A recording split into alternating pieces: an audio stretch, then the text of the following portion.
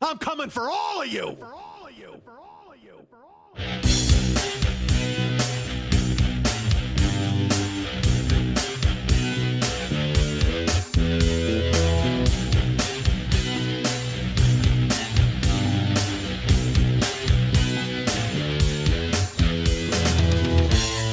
Right now, there's a 15-year-old sophomore in high school who has no idea they're studying nursing just so they can wipe my ass in 17 years. I'm 50 and single. That's a fantastic combination. I'm going to spend my golden years dating a handful of spit and a jug of Astroglide. Hey, what's happening, Mike Schmidt, 40-Year-Old Boy podcast. That was a big hey. I came leaping out of there. And I have an echo in my house. I got to buy the foam. You know what fucking Gio's told me? He sent me a thing. He's like, Mike, buy this for your apartment. But I got so much stuff I got to buy. There's so much gear ahead of me, folks. There's so many things that I got to purchase. And I'm not a tech head.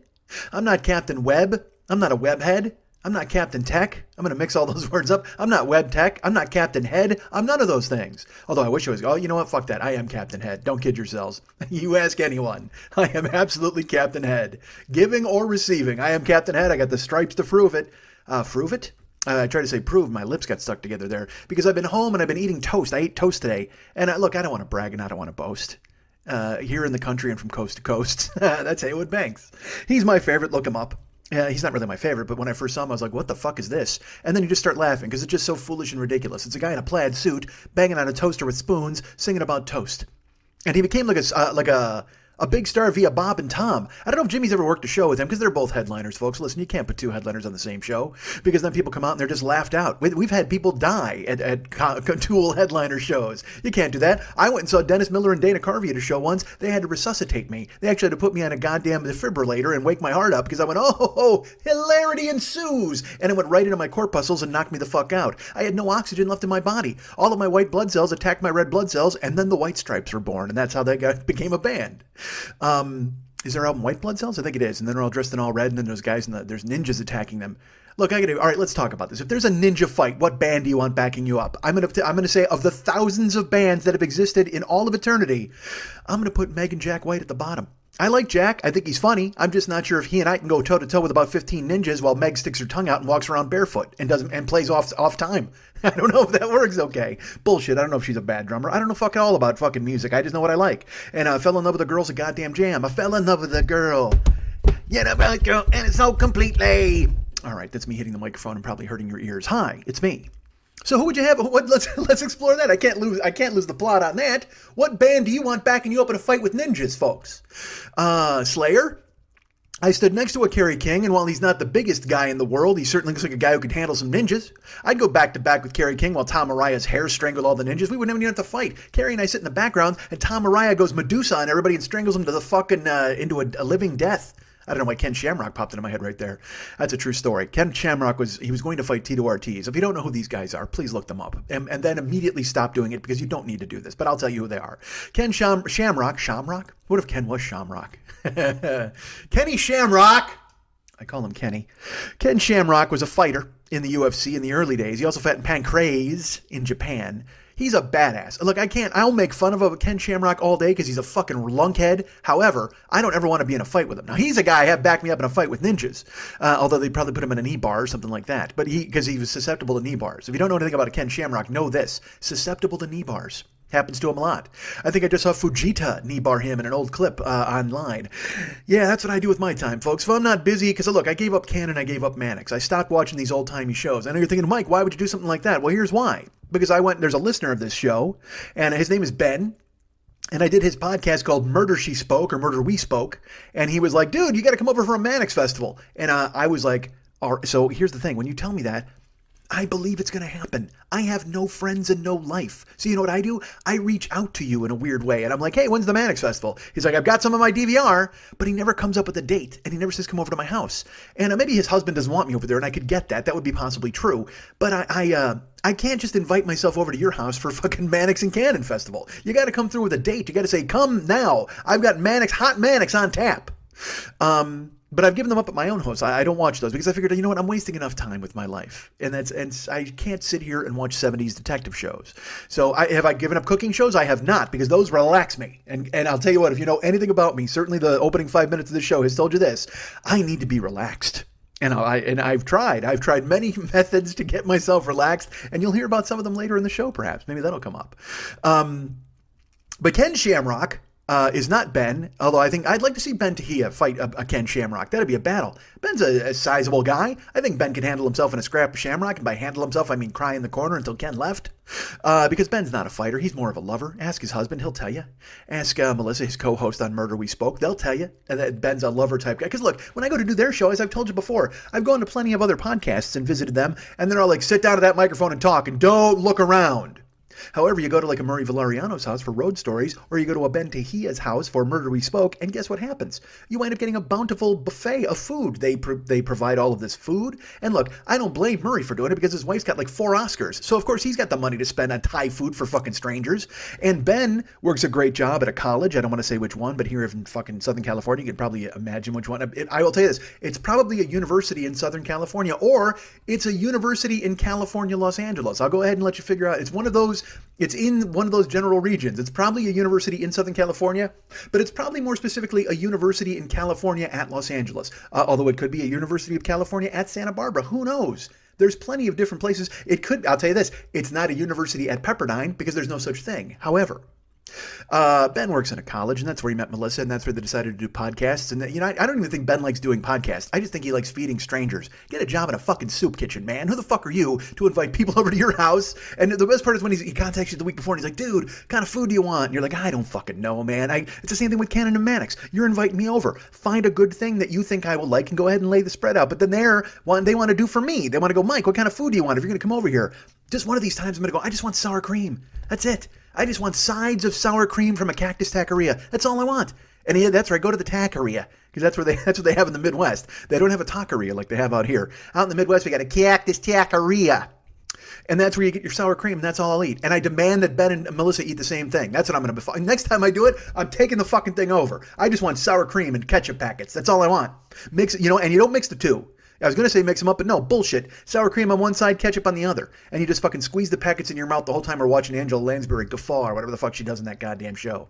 Last time I was there, LeVar Burton was a reporter. All right, go ahead and download that. Download Murder We Spoke. It's a much better show than this one, especially when I'm on it. Because I'm so charming when I'm there with Ben and Melissa's just staring at me going, why does he keep talking and why the fuck won't he breathe? Because she's a co-host and I never give her any room. I just elbow her right out of the goddamn way. This is totally true. Go ahead and listen to Murder We Spoke with me and Ben and Melissa, and picture this. Ben's on one microphone, I'm on both of the other microphones, and poor Melissa's sitting across the room. I've hogged them both. I've taken them in my hands like John Candy in Little Shop of Horrors, and I'm going, and I'm rotating my head between the two of them. All right, I'll tell you the real truth. There is no Melissa. It's Ben. Ben is doing his voice and a lady voice. But he cooks a delightful spread. Or by cooks, I mean he goes and buys one. But next time, fuck that. I just want a big child's waiting pool full of goddamn sour cream. And you know what? We eat as much as we can. We eat until our bellies are full of that particular dairy product. And I'm sure there's going to be some left. You know what we do then? We soak our feet. We soak our feet as we watch Angela Lansbury. Because we go ahead and get that special dairy treatment. Because, I'll tell you what, sour cream definitely helps your calluses. Especially if you get it at Cactus Taqueria. It'll take your calluses right off. Get to the Cactus Taqueria and get the sour cream, and it'll kick your calluses right off your goddamn feet. Yeah. I don't know what that went off the rails there. Cactus Taqueria was where I should have stopped. Sour cream or whatever the fuck I just said doesn't fit. It didn't fit, folks. Who else could win in a fight? Oh, so Ken Shamrock. Let's tell you about him. Ken Shamrock was a guy, and he was calling out Tito Ortiz, and this is when they were old. These guys used to be something during, the UFC. And Ken Shamrock, if you Google him, he'll be like, oh, he's a UFC or he's a WWF guy. Before he was a WWF guy, before he was the most dangerous, I think he was the world's most dangerous man. I think that's what he was. And that was what they billed him as in WWF. But before that, he fought for real in UFC, and he fought in Pancrase in these kind of fixed but real fights. You should do some research on that, man. I follow these dudes now on Twitter that should put up all these old school fights from Japan. Man, fucking Japan is crazy. I loved it when I was there. I'll tell you a little bit more on. Let's talk about Japan. Let's do that. Fuck it. Hold on. I can't go off the rails here. There's so many other things to talk about. There's ninjas and although I guess that ties into Japan. And then Ken Shamrock, Cactus Taqueria with Ken Shamrock. I like long A's.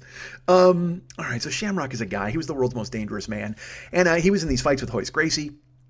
I think, and then he fought Dan Severn. He feuded with Dan Severn.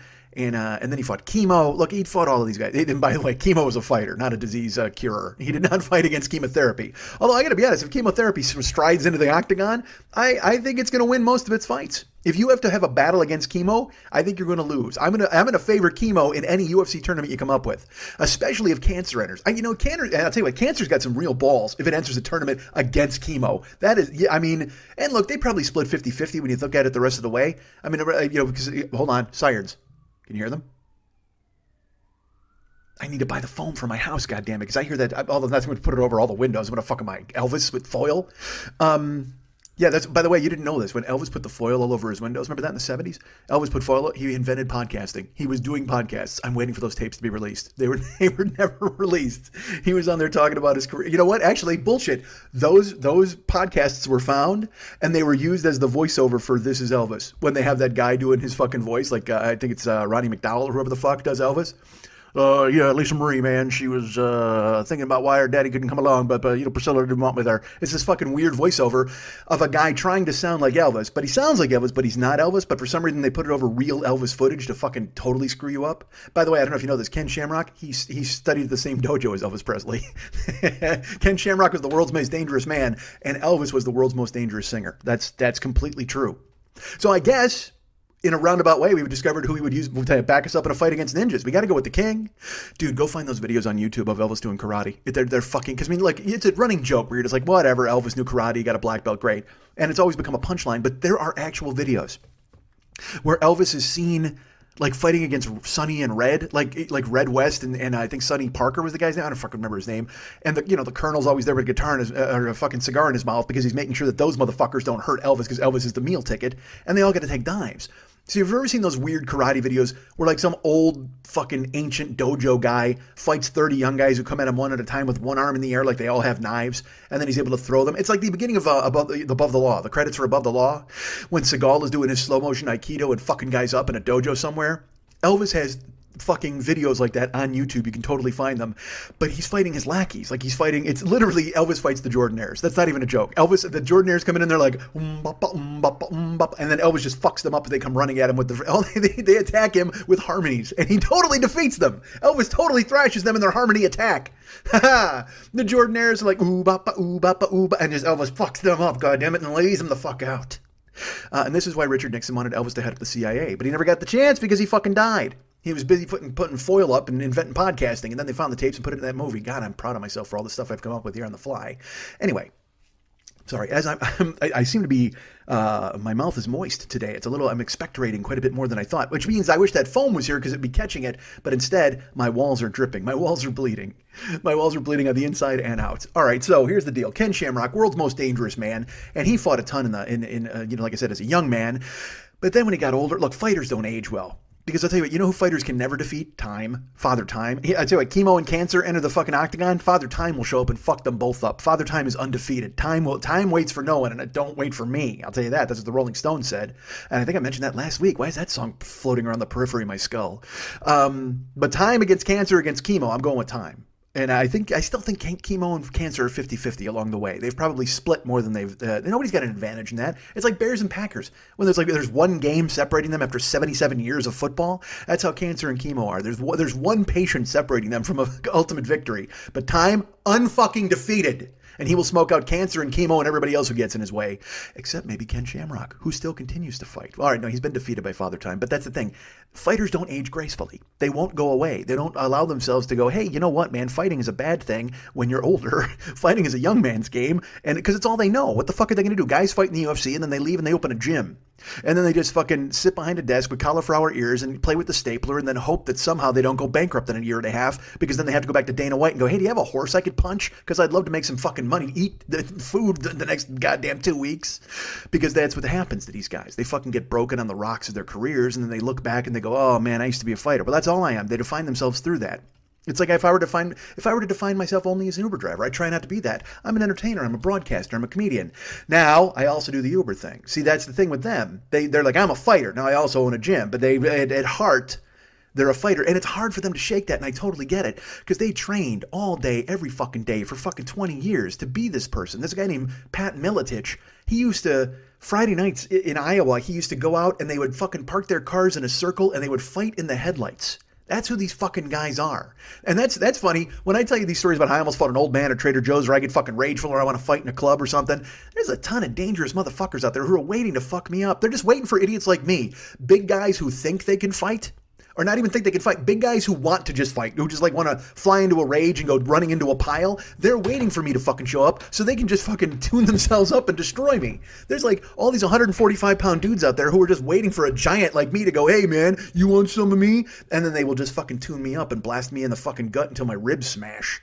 And this is what you have to realize. Now, I didn't think that when I was 30. Like I told you, when I got in the Marine's face in my laundry room, I was ready to fucking go with that guy, not thinking to myself, you know what?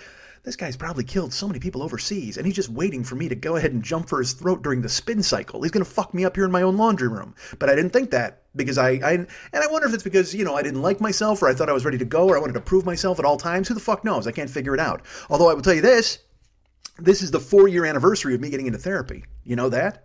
This week is the 4-year anniversary of me seeing Shannon. I actually wrote it in the memo on my check. I just wrote 4 years. Am I fixed? 4 years this week. Am I fixed? And she enjoys the memos that I write on the checks. And I'll tell you this, just the very fact that I continue to write goofy notes in the memos on my check proves that I'm not fixed. That proves absolutely that I am not fixed. And I'm going to be seeing Shannon until I die. She's going to get married. She's going to try to move on and have a real practice. And she's going to I'm going to be like, what about Bob? It's going to be, what about Mike? I'm just going to follow Shannon around. Her fucking husband's going to hate me. Richard Dreyfuss is going to make a cameo in this because he's going to come back and everybody's going to, we remember him from What About Bob? But Ken Shamrock, ladies and gentlemen, this is a guy, he was the world's most dangerous man. For a time he billed himself as that, and he may have been just that. But now that he's old, I just don't think he's the world's most dangerous man. He's the world's most ready to break a hip man, I'll tell you that, because he's ready to go at all times. But the whole point of me telling you all about this was he started a feud with Tito Ortiz. And they went around and around. They fought in the UFC. They wound up fighting in Bellator. And Ken Shamrock, I will tell you that he was never good on the mic, folks. He could fight. His physique was ridiculous. He also had a little stepbrother that he hated and who wound up becoming one of the greatest fighters in MMA history, a guy named Frank Shamrock. Go ahead and Google Frank, because Frank's a badass. And Ken was a badass. I can't shit on Ken, but I mean, he wasn't for me. I mean, he could get it done. But he also... he was built like an action figure. Does that make any sense? I like fighters that are kind of long and lean and they do jiu-jitsu and they got cardio for days and they throw punches. Ken was a guy who just wanted to get his hands on you. Once he got his hands on you, he was going to fuck you up. But he was built like a goddamn action figure. He was just, you know what he looked like? Totally true. A muscular Stretch Armstrong. Like Stretch Armstrong was totally like rubber and kind of like smooth, but imagine him with like abs. If Stretch Armstrong had abs and was all fucking buff, that's what Ken Shamrock looked like, except for the blonde hair. But that was just who Ken Shamrock was. So he was feuding with Tito Ortiz, and he wound up doing an interview once, and he was trying to call out Tito, and he was trying to hype the fight or whatever, and he said that he was going to, because again, usually it's a lot of things like, hey man, I can't wait to get you in the ring. I'm going to smash you. I'm going to beat you up. You know, you're a pussy, whatever you want to do. A lot of guys, they're trash talk. They don't know how to trash talk because it's a real fight. Some guys look at it as prize fighting, and that, you know, like I said, Conor McGregor will get in there and he'll talk a bunch of shit, but there's also kind of a lighthearted edge to it. At least there was. Now he's kind of more of a dick.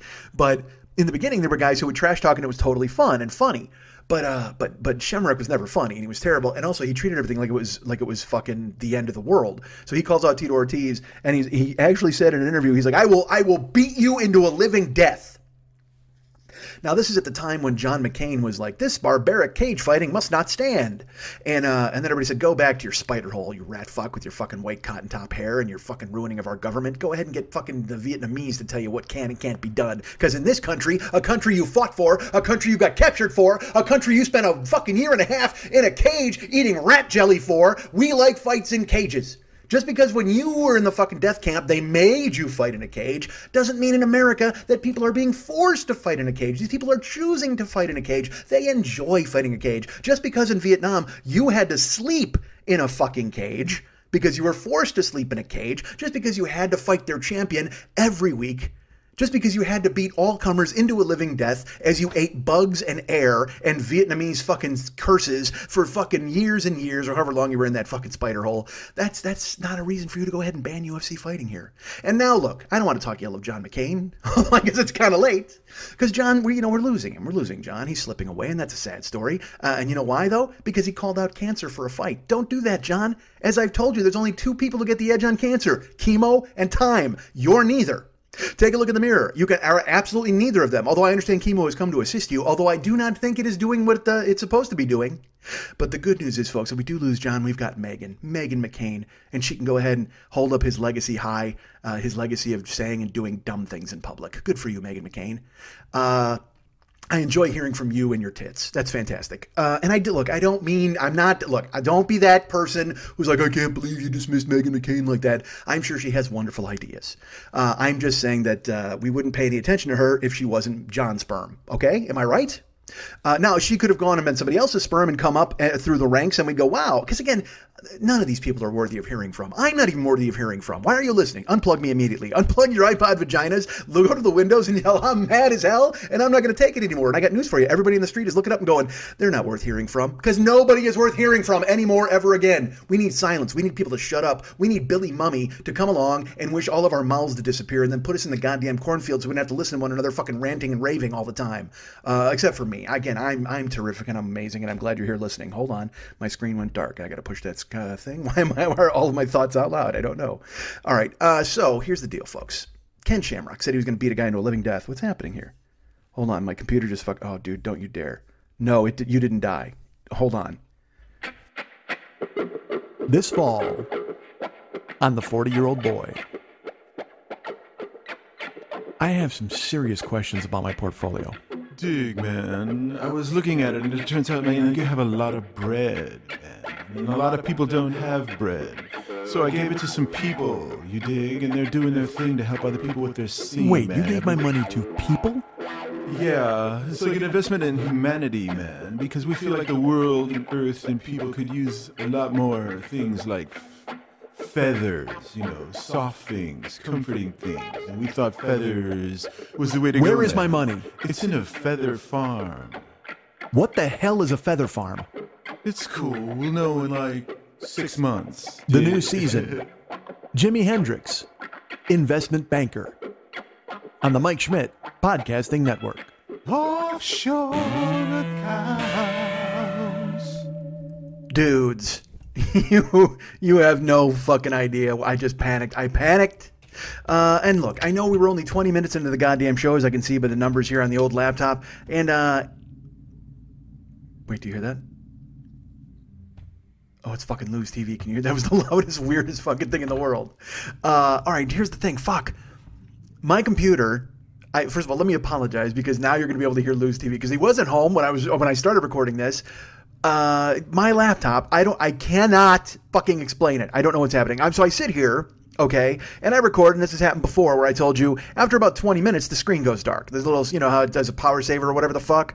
And then all I usually do is I move the little mouse pad and then bling, hello, wake up, computer, how are you? We're talking right into you right now and you're saving my words, aren't you? Yes, because we're friends and we're in this together. Thank you, Mac Airbook. We're pals.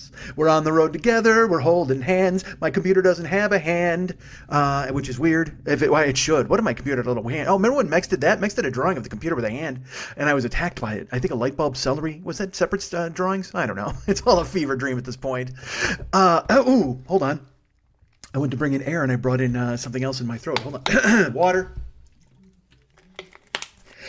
I need a dump button. I need a goddamn dump button or a spit thing. Spit valve, whatever the fuck you'd call it. I need a producer is what I fucking need. I need somebody to make sure that this shit doesn't fucking happen. I need a new mouth. I need a new face. So I'm here talking to you guys. I'm talking about Ken Shamrock. I'm talking about him beating people into a living death. I'm talking about John McCain and Meghan McCain, who we love. Again, let's go back and let's do a little revisionist history on what I just said. We love them both. We love the McCains. We can't lose them. We love Cindy McCain with her weird owl face or whatever the fuck she looks like. You ever see that meme? She looks like the O'Reilly bird is what Meghan McCain looks like. By the way, I'm 50 years old. I know what memes are, and I'm familiar with memes, and I know what they are, and I don't know. The Mr. Police Snowman meme and the fucking oh really meme and the why don't we do both little girl. I mean, in my head I'm like, why do I know what these are? I shouldn't. I should be 50. I should just be reclining and heading into my golden years without knowing who Peppy the Frog is. But unfortunately, because I'm online, I'm extremely online guy. I know who the kid is who turns to the camera and does the thumbs up on the old computer commercial. I know who the kid is from, I don't know where the fuck he's from, but he's got the glasses and the swoosh back blonde hair, and then he grew up, and they're like, hey, look at you from when you were a kid. You're a dumb fuck. All right, never mind. If you know what that is, go ahead and let me know. I forget his name. But the point is, folks, actually, don't put him on the page. Send him to my fucking house, because obviously he knows something about computers that I fucking don't. Because I have this it's brand new, spanking new Mac Airbook that I love. I love it so much. It does the job. It's fantastic. It's got Audacity. But as I said, at 20 minutes, and I've been meaning to always go, well, I can't let this go after 20 minutes and fade out, because every time it fades out, I have to just scroll a little touchpad, and then it lights up. Ring, and there it is. It's awake.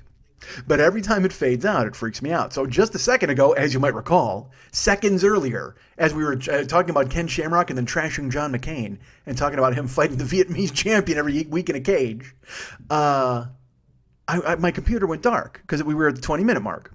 So as here's how seamless I am, because like I said, I need a producer. I don't need one. I can get the job done. But I would prefer to have one, because then when it went dark, I wouldn't have to fucking concern myself, because I don't have to look at the goddamn screen and make sure that I'm being recorded. So somebody else could swipe the fucking touchpad and make it all wake up. So it went dark, and as I was talking to you guys, I was like, I go, hey, well, my camera. I think I even said like my laptop went down, and I'm struggling. I'm sliding the touchpad, and it's not lighting up. And then you heard my reaction, where I'm like, holy fuck, because I thought it ate whatever I had recorded. Now, look, we can all debate among ourselves whether that was worth eating or publishing or not. I mean, the very fact that I brought you guys the fact that Elvis is on YouTube fighting Sonny and Red, I don't know if that's worth it to you guys. Maybe that wasn't worth saving. Maybe the laptop was just passing judgment and went, you know what, buddy? I got to be honest. I'm a McCain guy, and you are going down. Maybe McCain. Oh my God, it makes sense. Maybe McCain's tapped into the Macs all over the world.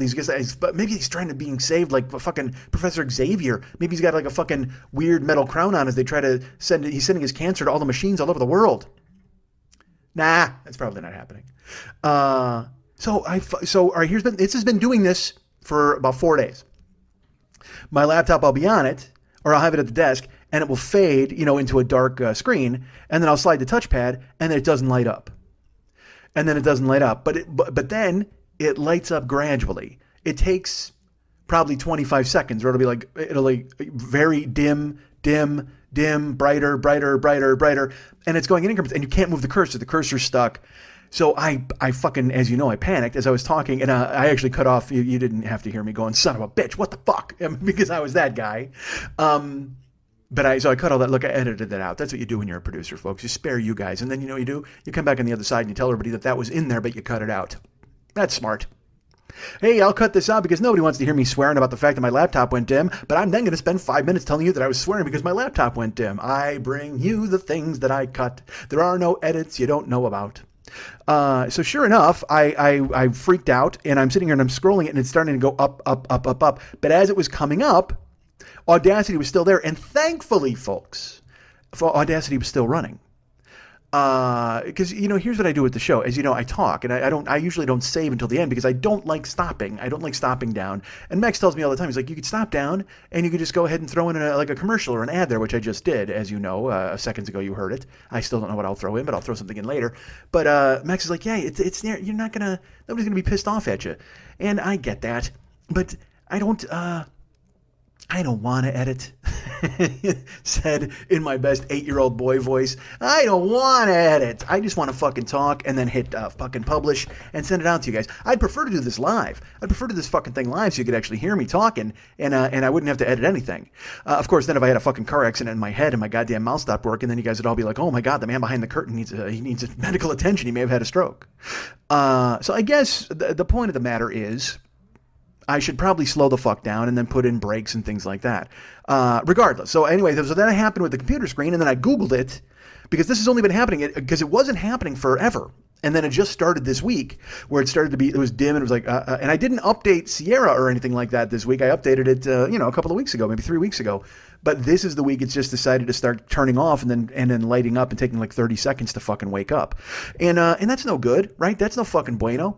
And so we've got to stare at this computer and hope it works. So here's what I just did. So I we started a new track. As you can tell, that's what this track is. I cut out some of the swearing from before when I was like, God damn it.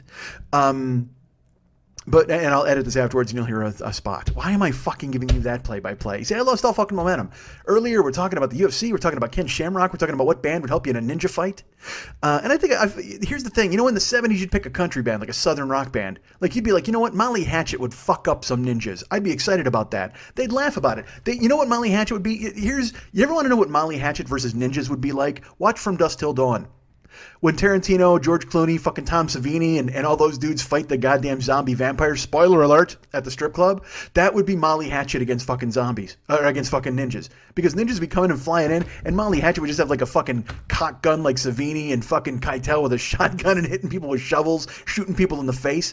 Hey, that's a movie we got to make. Folks, who's got Hollywood connections out there? By the way, I'm the only one here who has Hollywood connections. And by connections, oh man, I mean I can drive to Hollywood. That's the only connection. You know what my connection is to Hollywood? The 101 freeway. That's the only connection I have to Hollywood in this fucking town. But what if, because we talked about that before, if there were like crossover things where like, I was watching the Monkees and, they put the Monkees on a show. They found 4 dudes and they put them on a TV show and it was pretty subversive for its time. The Monkees are doing all sorts of nonsense and then they're singing. And I just watched a clip I had forgotten about. There's a clip where the Monkees are fucking around. It's a blooper because they used to put in, that was the thing, they were making fun of television. And it's the Summer of Love and the Monkees were jagoffs apparently. I was talking to Max about it over the weekend. And Max, get this, Max, champion of the underdog, lover of all things music, Max sides with the producers. Max tells me, hey, the Monkees are jagoffs, and I love Don Kirshner, and fuck the Monkees. Oh, whoa, pal. That seems aggressive and strong. Davy Jones is cute, Mickey Dolenz is funny, Mike Nesmith is the stoic one, and Peter Tork's the idiot who got raped in prison. And he's like, I don't care. He deserved it because what they did to Don Kirshner, my hero. I may be exaggerating about some of this, but the point is, when the Monkees did like a subversive show, so anyway, here's this clip. There's a clip where they're doing a scene. And there's an old-timey Hollywood actor. His name is Hans Conried. Because they surrounded themselves with that was the thing, is the secret, is the Monkees got to be stupid because they just brought in a bunch of like cool-ass actors who knew how to do comedy. Rose Marie, Vic Tayback was in a few of them. I can't remember the other guy's name. And of course, like I said, Hans Conried was in there. There was one other guy who was in a few of them. He would come in. Oh, Stan Freberg was in a couple. So they would find these funny dudes and let them be, hold down the heavy acting, the funny part. God damn it, who was I just thinking of? There was one other fucking face who was in like a million of these different fucking Monkees episodes, and I know you don't fucking care. You know who it is? John McCain. He was in the Monkees episodes. He was just before he left on a sortie to shoot down Charlie in the jungles of Vietnam. He appeared on the Monkees. He and Frank Zappa. He dressed up like Frank Zappa. Frank Zappa dressed up like John McCain, and they had a segment. That's totally a true thing. There were only 2 seasons of the Monkees, and near the end of it, they were doing anything to keep the Monkees happy and let them and appease them. And just like, all right, look, you guys want to bring guys you like on the show, go right ahead. So Nesmith brings Zappa on, and they spend the whole time basically making fun of the Monkees and talking about how their music sucks. It's fucking bananas. Because again, now everybody does that winking, jaundiced eye. Well, things aren't great. Wink, wink. This is kind of terrible, right? Everybody has that irony gene. But back then, man, in the 60s, nobody had that fucking irony gene. Jack Webb's on the other channel in a fucking button-up shirt yelling at punks who were going ahead and raiding hardware stores and stealing screwdrivers to start their own free love commune, man. And then you flip over to the Monkees, and they're doing the Three Stooges shtick with the Summer of Love bent. It's fucking amazing. So there's this scene where they're with Hans Conried. He's sitting at a desk. Jesus Christ, how old am I, by the way? I'm going to date myself by telling you about the fucking Monkees for an hour. We talked about the Monkees. We've covered Elvis. The UFC at least is modern. Although fighting's existed forever. The first caveman was the first cage fighter. It was him. He was in a cage once with a triceratops. I got to be honest with you. You thought cancer and chemo were having a trouble fighting guys. The triceratops completely stampeded a dude. You thought dudes were having trouble handling cancer and chemo? Guy against triceratops? Oh man, that fight's over quick. I'm gonna venture to say that's the fastest knockout in octagon history, and by knockout I mean guy being swallowed whole. Because weren't like fucking Zinjanthropi, they were all fucking shrimpy, right? All the fucking like crazy ass cavemen and stuff walking around. Their clubs were bigger than them. Yes. I don't know. I saw 2112. I saw Stanley Kubrick's 2112. That was a great one. Open the temples of Syrinx, Dave. Open the temples of Syrinx, Dave. I can't. All right. So open the pod bay doors, Hal. I can't, Dave. All right. So, hi. I've never seen 2112 again. I was going to say it. Fuck. I've seen 2112 sitting in a dark basement, parsing the lyrics with my friend Scott and my brother Lenny. Oh, it was fantastic. Sitting down, handwriting the lyrics, even though they were written on the album sleeve themselves. We wanted to figure out them for ourselves in the dark, in a black light, and then try to write it down with a pen. The fuck is wrong with us? We turned on the lights. It just looks like a ransom note. It's scrambled all over the place. Some of the writing's on a bed sheet. I mean, it was just fucking grim. However, the Monkees, who I've mentioned earlier, folks. This show with Hans Conried, it's a blooper. They put it in because, like I said, it was very subversive. They showed him doing things, and they'd retake scenes. They'd do silly things. It was fun. It's fun television. Look, go check it out, folks. I told you about Mannix and Cannon. I stopped watching them, and now I've changed over, and I've started watching American Greeds and things like that. Even though my trainer all the time, Johnny, he's like, dude. And by the way, Johnny, nobody's ever called him Johnny in his life. And if you saw him, you wouldn't be like, that's a Johnny. You'd be like, that's a fucking gorgeous dude. And then you'd ask his name, and then you'd try to get his number. I don't care if you're a man or a woman. John has got that kind of vibe. It's just that weird. And and here's the thing, when you see a guy who's beautiful, like my friend John, my trainer, but even worse than that, dude, he's just the nicest guy. He's a better guy than me, because you would hope that good-looking guys would be jagoffs, and you'd be like, all right, well, that's fine. But that guy's, he might look great, but he's still a poison dart, and when he gets stuck in your fucking neck, you're going to die. But no.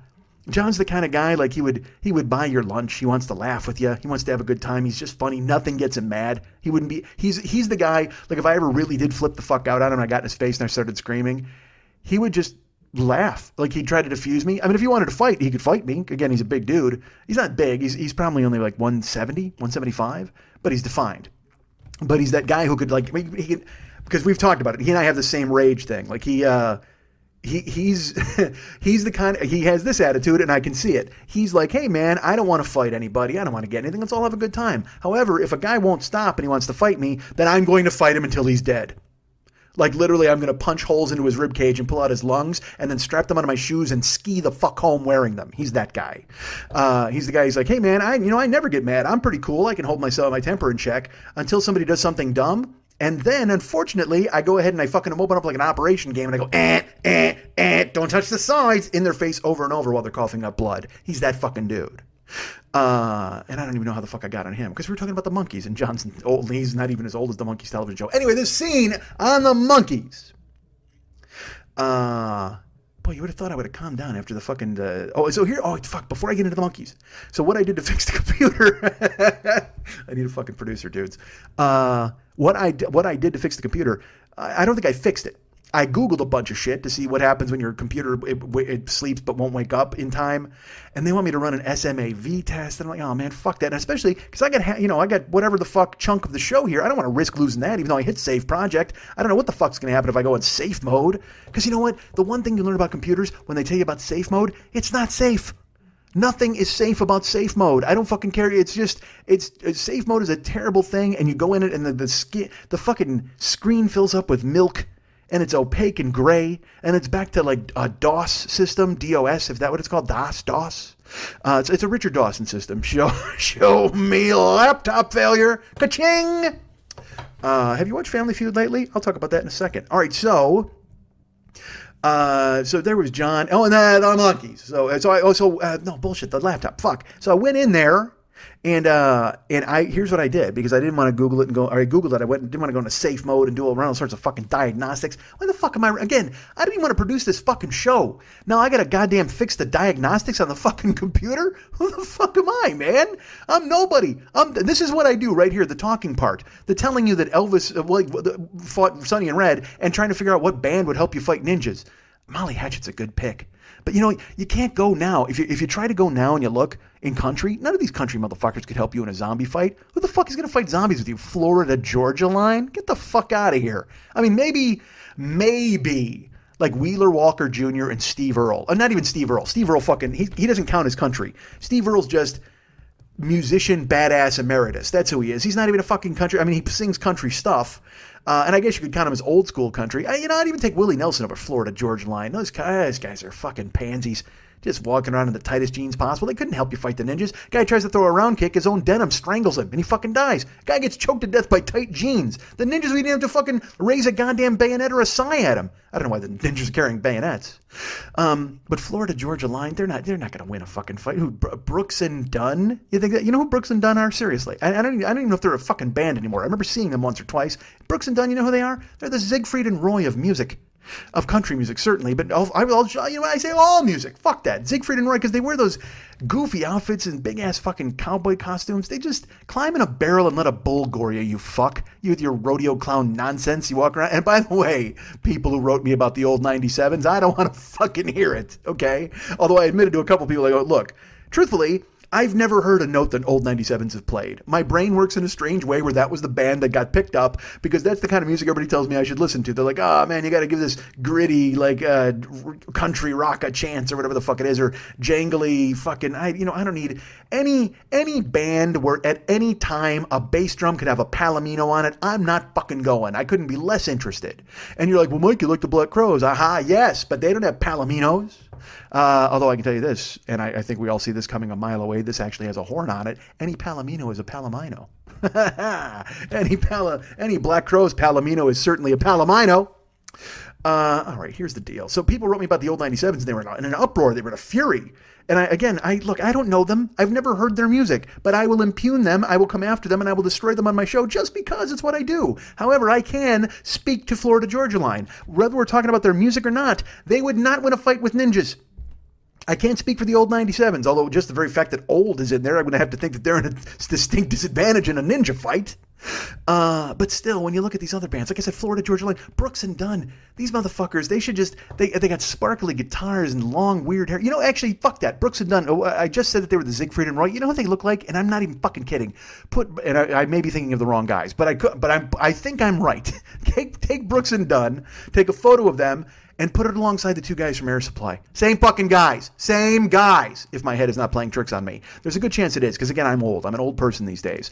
And I might as well fade out like my fucking laptop. Just literally fade to black, tick, tick, tick, and you'll have to wait 30 seconds for me to wake up. What if I did that from now on in this show? What if I was talking and then just stopped talking and then I woke up gradually over 30 seconds? Maybe you want that kind of thing. Maybe I come at you with this oral assault and you're like, Jesus Christ, Mike, take a break. Go ahead and slow down. Throttle down, buddy. Shift from first to fourth.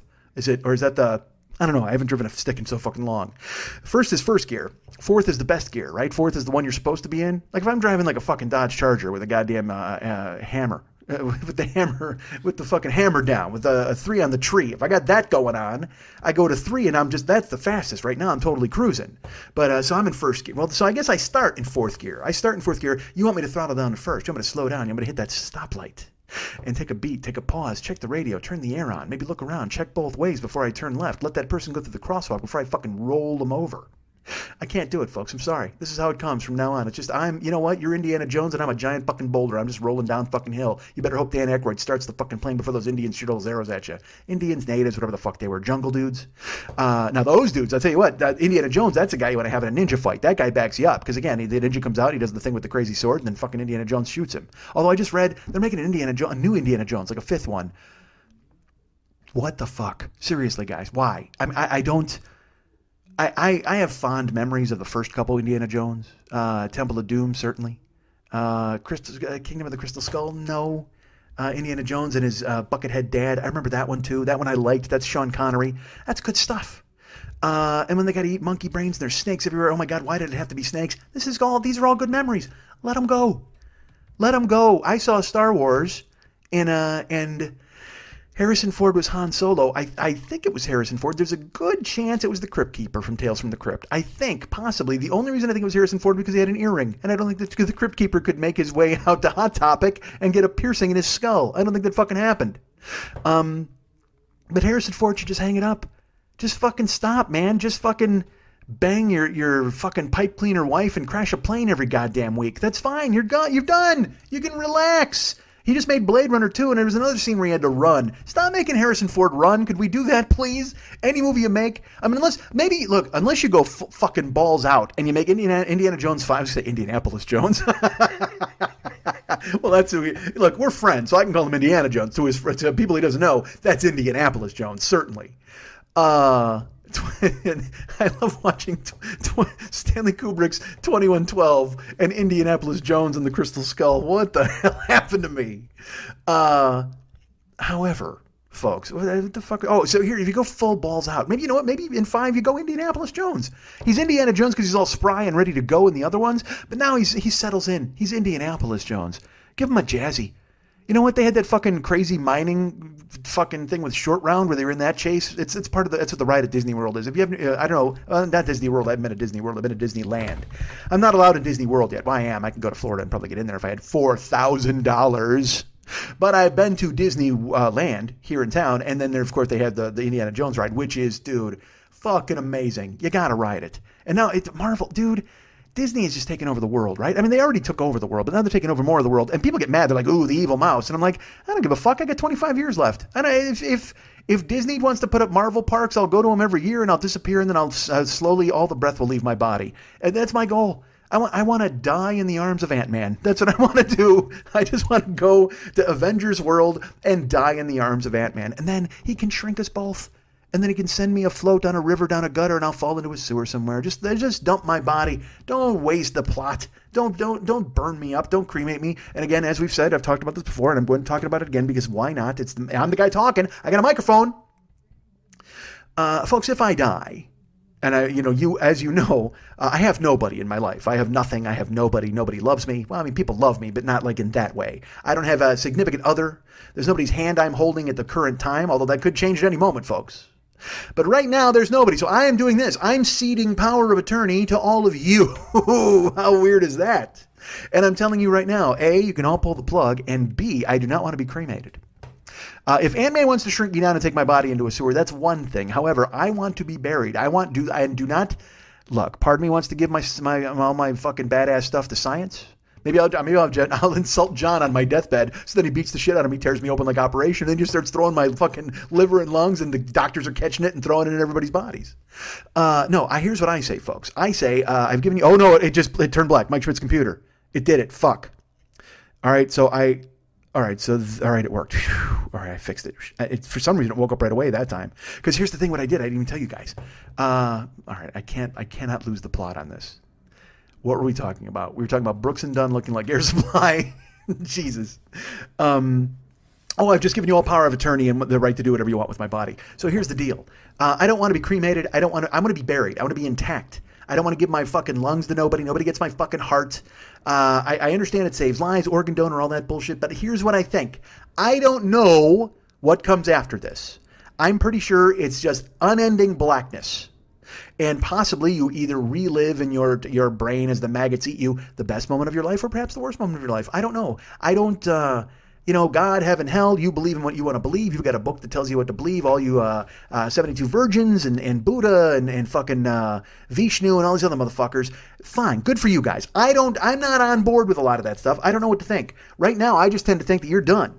It's pretty much lights out. It's UFO. It's lights out Chicago. Hold tight till the end. Better, God knows. I'm sorry, I can't do the whole fucking song. Better now, we'll never wait till tomorrow. I'm singing UFO. All right, so, but I do know this, folks, because I don't know what happens, because I don't know what's coming.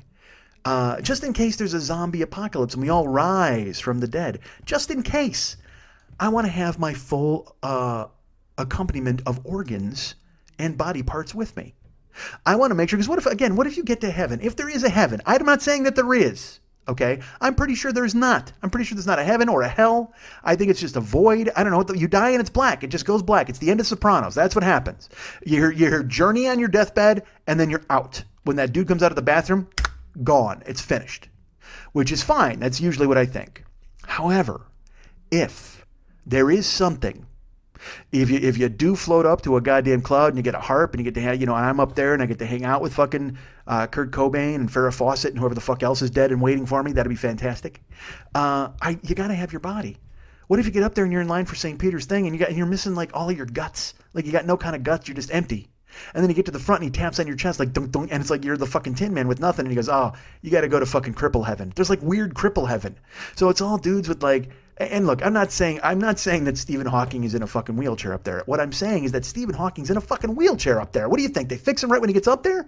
Wouldn't that suck? Wouldn't that suck if you're like in a wheelchair or you get a bum fucking wheel or you get a bad shoulder or something or you lose an arm? Don't you think when you go to heaven they give you back your arm? I say I don't know. I don't know. First of all, because then I don't even think there's a fucking heaven. But if there is, and you get up there, what if they're just like, nah, dude, you did pretty good on Earth without it. So here's the thing. We're going to, but also that opens up the whole other fucking thing. Like, if you step on a bomb Like somehow if you step on like an IED, like you're in Iraq, all right? You're fighting those guys over there. They're not Charlie. Who are they? What are those guys called? I don't even know.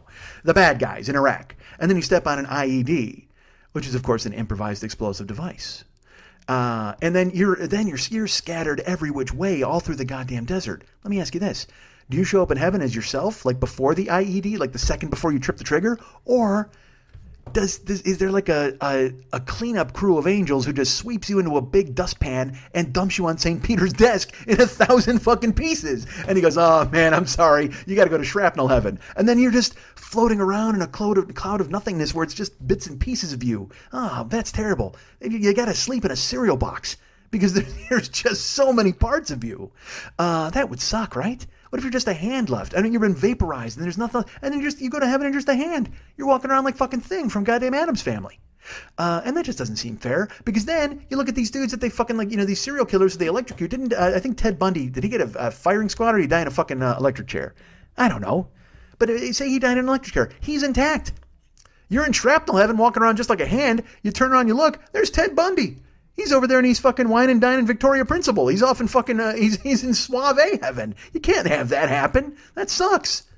So there's got to be a different way. There's got to be something. So anyway, the point is, that's what I'm saying to you. I don't want to wind up in shrapnel heaven. I don't want to wind up in fucking cripple heaven or Tin Man heaven or whatever the fuck. Keep me intact.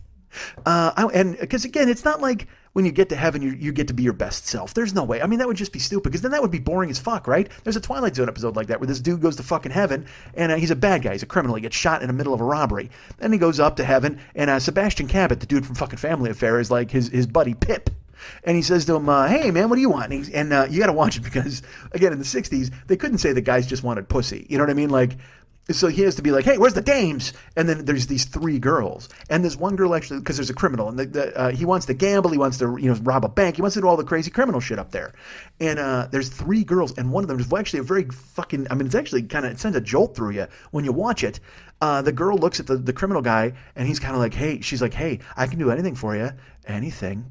And she makes a face, which is very much in 1966, hey, I got a pussy face. You know what I mean? And he throws her out of the room. He throws her out because he'd rather gamble. I'm like, oh, come on, you. Are you kidding me? Send me to pussy heaven. That's what I'm saying. Fuck gambling. Fuck baseball. Fuck sports. And this is why I don't want to go to shrapnel heaven. I don't want to go to fucking cripple heaven. Send me to pussy heaven. If you get the reward, I'll just fucking swim in pussy for days and days, years, eternity. Not even days. Not even calendars. You think there are calendars in heaven? I don't think so. What if there were calendars in heaven and you just flipped it and just said again? Yep. You're still here. It's happening. That's all just like fucking little cute phrases. That's what I want. I want to get to heaven, and I want to get the fucking the thought of the day calendar. One of those things where you just flip the pages. I want that concession. I want the calendar concession in heaven. But I want to be in pussy heaven. That's where I want to be. I just want to fucking ruminate in it. I want to marinate in it. I'm gonna some other. I just want a Nate Diaz in it. I want to do anything with Nate in it, with all the pussy that they got in heaven.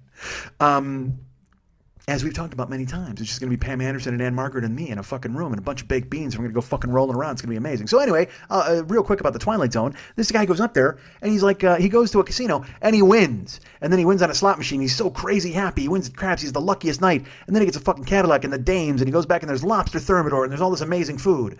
And then it's day after day of him winning, and day after day of him constantly winning, and dames and hot girls, and he lives in this penthouse. And finally, he looks at his Pip, and he's just like, hey, man, I fucking hate it here. He keeps calling him Fats. Hey, Fats, I hate it here, man. What the fuck? And he's like, what do you mean? And he goes, well, I don't know, man. It's just boring. Like, I mean, I want to go to, there's no challenge. He goes, well, what do you want to do? He goes, well, you want to rob a bank?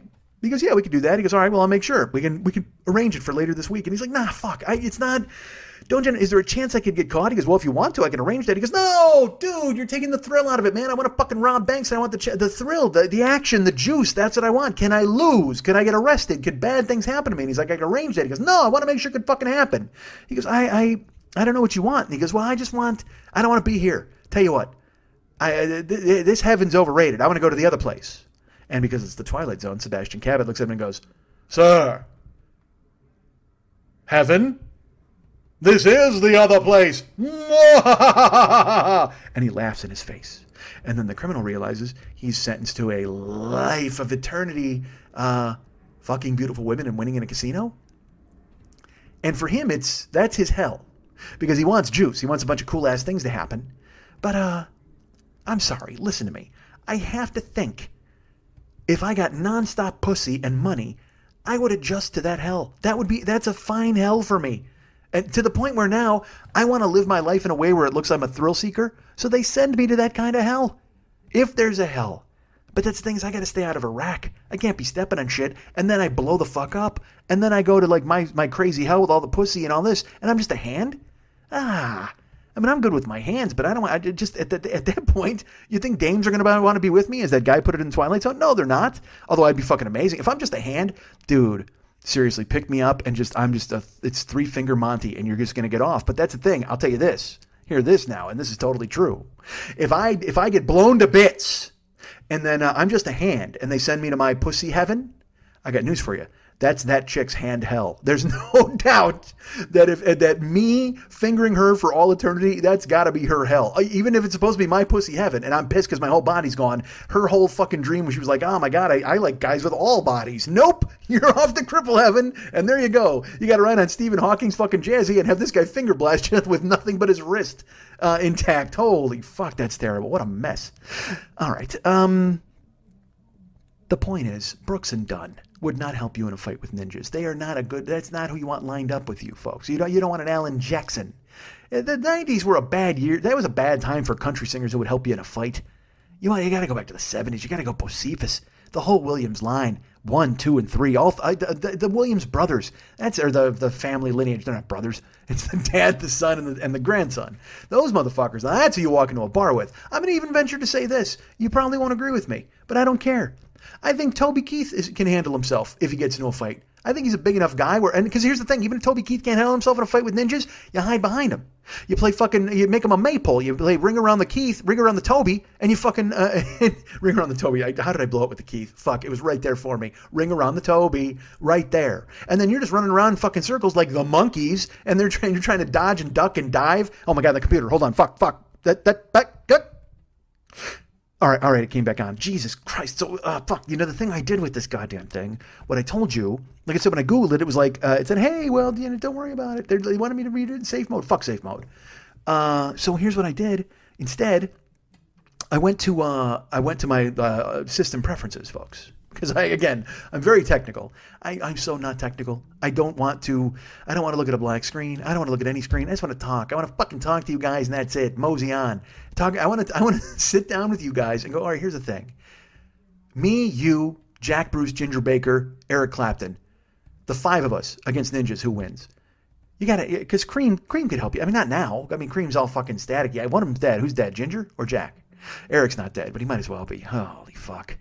Because he's got me on my knees, Layla. Layla. That's all I do. You know what? Fuck that.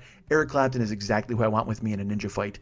Because he just does that slow version of Layla and the ninjas fall asleep. It's like a lullaby. They come in and they're like, how? They jump out of the fucking thing. They do a somersault. Layla, you got me on my knees, Layla. Good night, ninjas. They want nothing to do with that fight. Clapton just strumming away on a lute and putting them all to goddamn sleep because it's fucking awful because Clapton's the worst. Yes, I know I love Eddie Van Halen, and Eddie Van Halen's idol was Eric Clapton, but I'm sorry. 5 degrees of separation. I have to say, no, I cannot handle it. I know he would slow down fucking, because that's totally true. He would play Clapton's albums. He would play like his singles, and he would slow it way down, and he would learn note for note how to play something like Crossroads, or what was the one he played? I'm So Glad. He would play I'm So Glad. He learned it. That was one of the first songs he ever learned. So they would play it really slow, and he would play all the notes. He would learn how to play it because he's fucking Eddie Van Halen. He's a fucking genius. Eddie Van Halen, I totally have him in a ninja fight. Although Van Halen, oh my God, David Lee Roth. How do you not take him with his fucking crazy weird karate kicks? And all the rap guys. You got to get all the rap dudes, right? I got to have the guys who sing Ric Flair drip. Ric Flair drip go woo on a bitch. They take on ninjas, right? Because they all got fucking Tech 9s and guns. At least they're showing them in their videos. But that's the problem, though. I tell you what, I'll take the 80s rappers in fights. If you got Run DMC and those dudes, well, not Curtis Blow and those guys. Those were kind of fucking happy rappers. But 90s rappers, let's put it this way. 90s rappers totally can beat up ninjas with me. They will just fucking, it'll be a spray down. Because I'll tell you what, when Ice Cube's got a sawed off, ninjas are hauled off. When he's got a sawed off, Ice Cube writes some rhymes that I say. You know what I've been listening to recently? No Vaseline. You know that song? There used to be a thing back a million years ago. It was like diss raps or battle raps. Well, there were battle raps, certainly when like LL Cool J went against Kool Moe Dee, and LL Cool J did a song called Jack the Ripper, which fucking destroyed Kool Moe Dee. But then Kool Moe Dee wrote a song called, what was it? Dude, Let's Go. And it was a reply song to Jack the Ripper.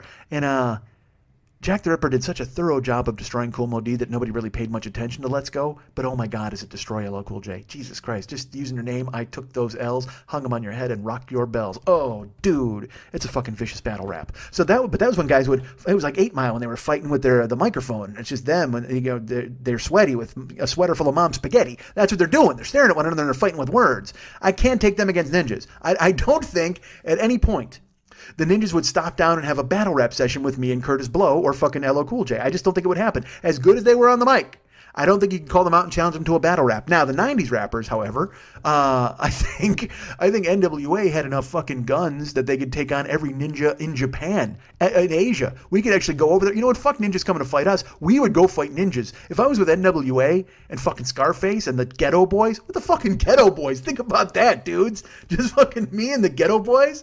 Me and Ghetto Boys would trick or treat, and then we fucking shot up some goddamn ninjas. Ninjas don't want any part of the Ghetto Boys. Dude, all right. So, see, 90s rappers, that's the way. 90s college country dudes, you can't fight them with ninjas. They don't back you up because they're all in their fucking garish outfits. Because their whole thing was they go, we got to get the Branson, because that was the top of the food chain for fucking country in the 90s.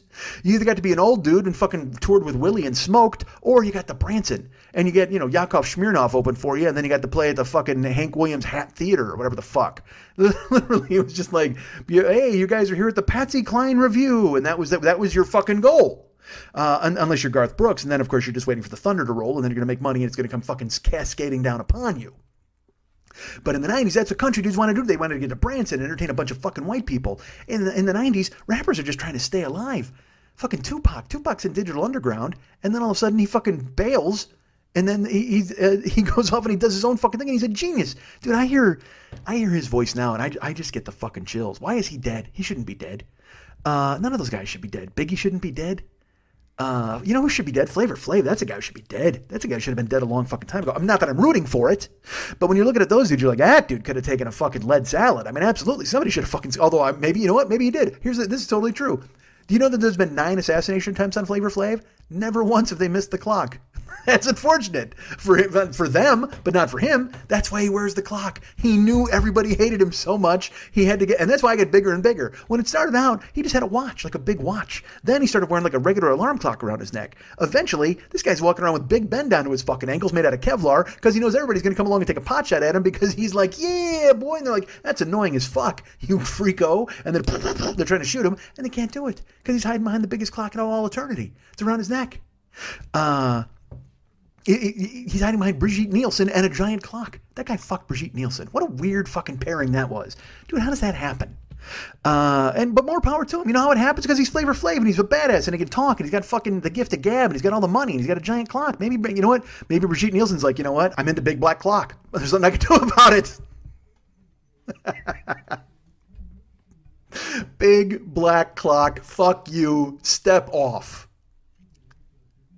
You guys can get me at MikeandMikeSchmidtComedy.com. I'm leaving. That's right. I'm leaving on Big Black Clock. There's no fucking way I wouldn't. Why wouldn't I? This show's been a rampage downhill, and I got to shut the fuck up before the screen goes dark again. You guys can get me at Mike. I don't think I breathed this entire fucking show. You guys can get me at MikeandMikeSchmidtComedy.com. You guys, I didn't even get to tell you about Arizona. I'll tell you on the other side. We'll do that. We'll do that today. We'll split it up. We already had one fucking break. That's the good news about being my own producer. I can do, you know what? We'll do it live. I can be Bill O'Reilly. We'll do it live. I'm yelling. I hope that doesn't burn your fucking ears out like I yelled on Comedy Film Nerds. What was I saying? You know what I was saying? I was talking about who could win a fight with ninjas. Country guys, see, there's so many unexplored threads here. I don't want to go away. Maybe I don't want to leave. Maybe I want to think of more bands that would help me fight in ninja fights. But again, 90s country stars, they do not help you in a ninja fight. But 70s country stars and like fucking those dudes, Lynyrd Skynyrd, those dudes would help you fight some goddamn ninjas. Bob Seger and the Silver Bullet Band, fuck yeah. Are you kidding me? They don't even want to back up Bob Seger.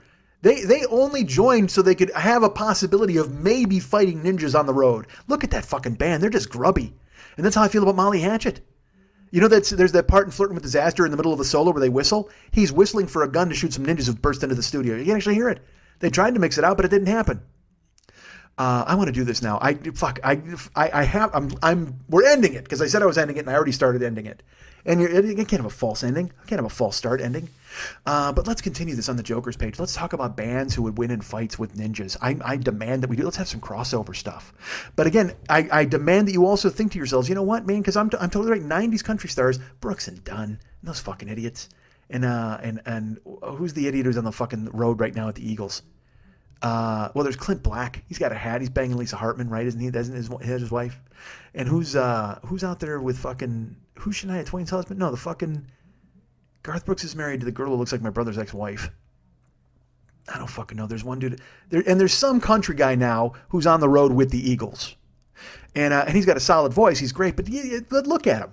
He's got a total, you know what he looks like? He looks like a pastor. The pastor's not going to help you in a fucking fight with the zombies or the ninjas or anybody else who comes along.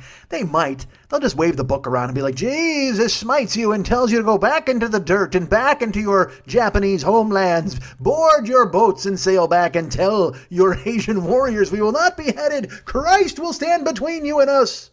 And then the ninjas fucking get it. They take all of their size and they stab the fuck out of the Bible and they stab the pastor in his fat fucking face. Because all pastors have a fat fucking face. There's no lean pastors. And it's terrible. Whenever you watch a show and they're like, hey, look, there's a pastor. And you're like, nah, fucking, that guy's chubby. You know why? Because he's soft. Because he thinks Jesus is going to fix everything for him. He doesn't have to be lean. There's no pastors in prison. I mean, they're in prison maybe, but immediately they ask for protective custody. And then they got to eat food with sperm in it. Because that's what happens when you're in jail and they put you in a fucking cell block on your own.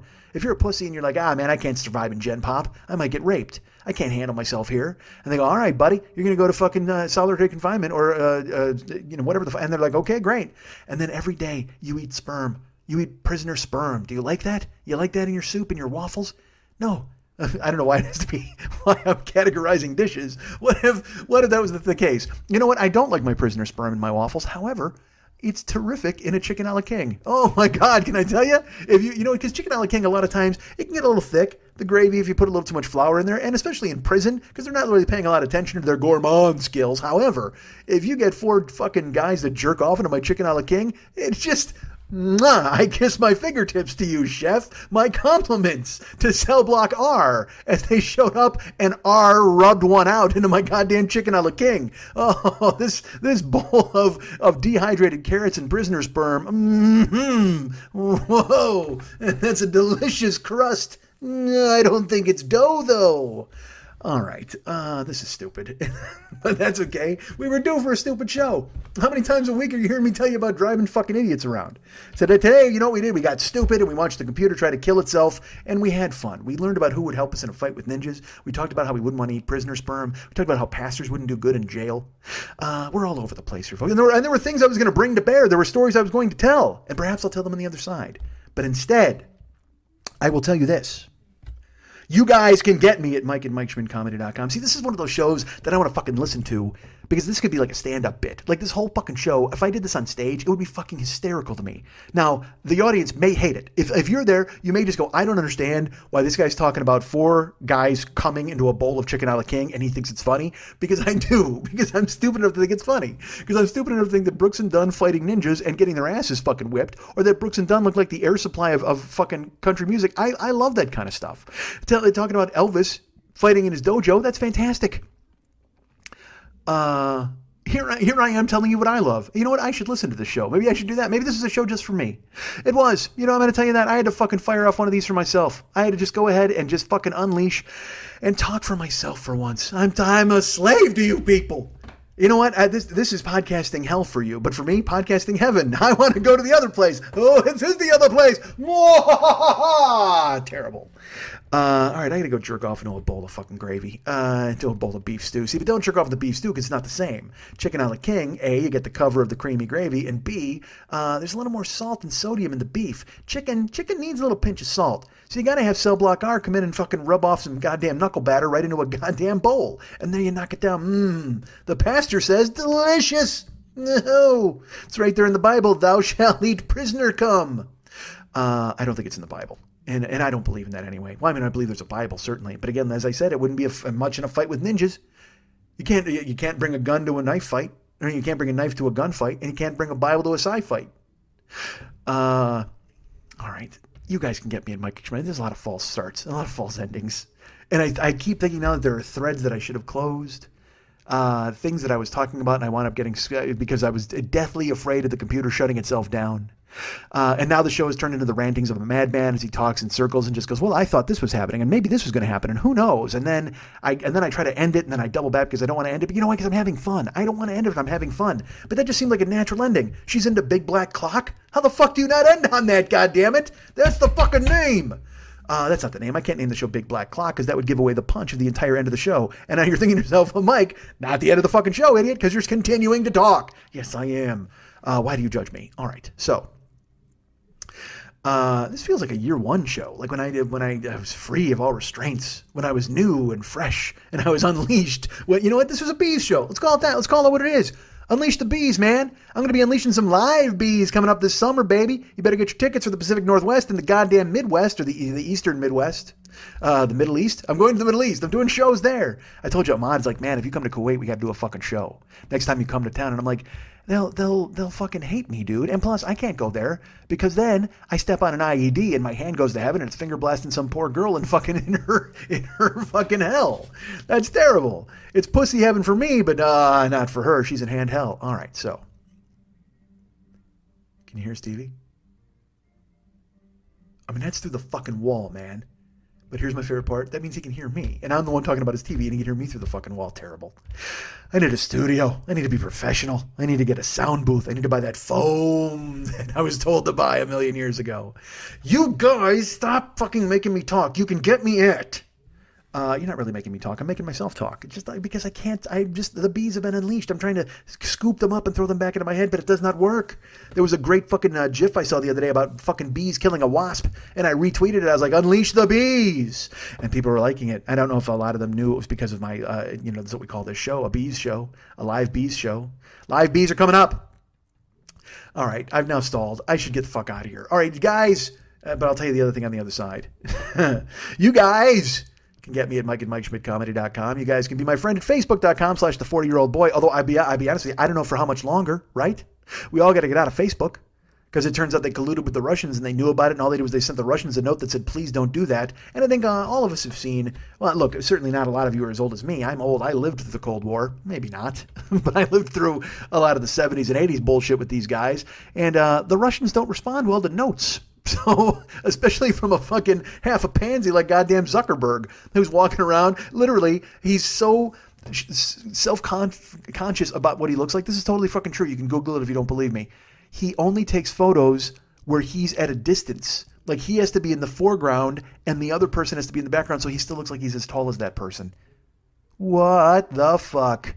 Zuckerberg. Try that shit with Putin. That'll be fantastic. Hey, Vlad, do me a favor. Could you, be 4 paces behind me so I look like I'm as tall as you? And then he just gets a fucking hammer and sickle rammed up his ass.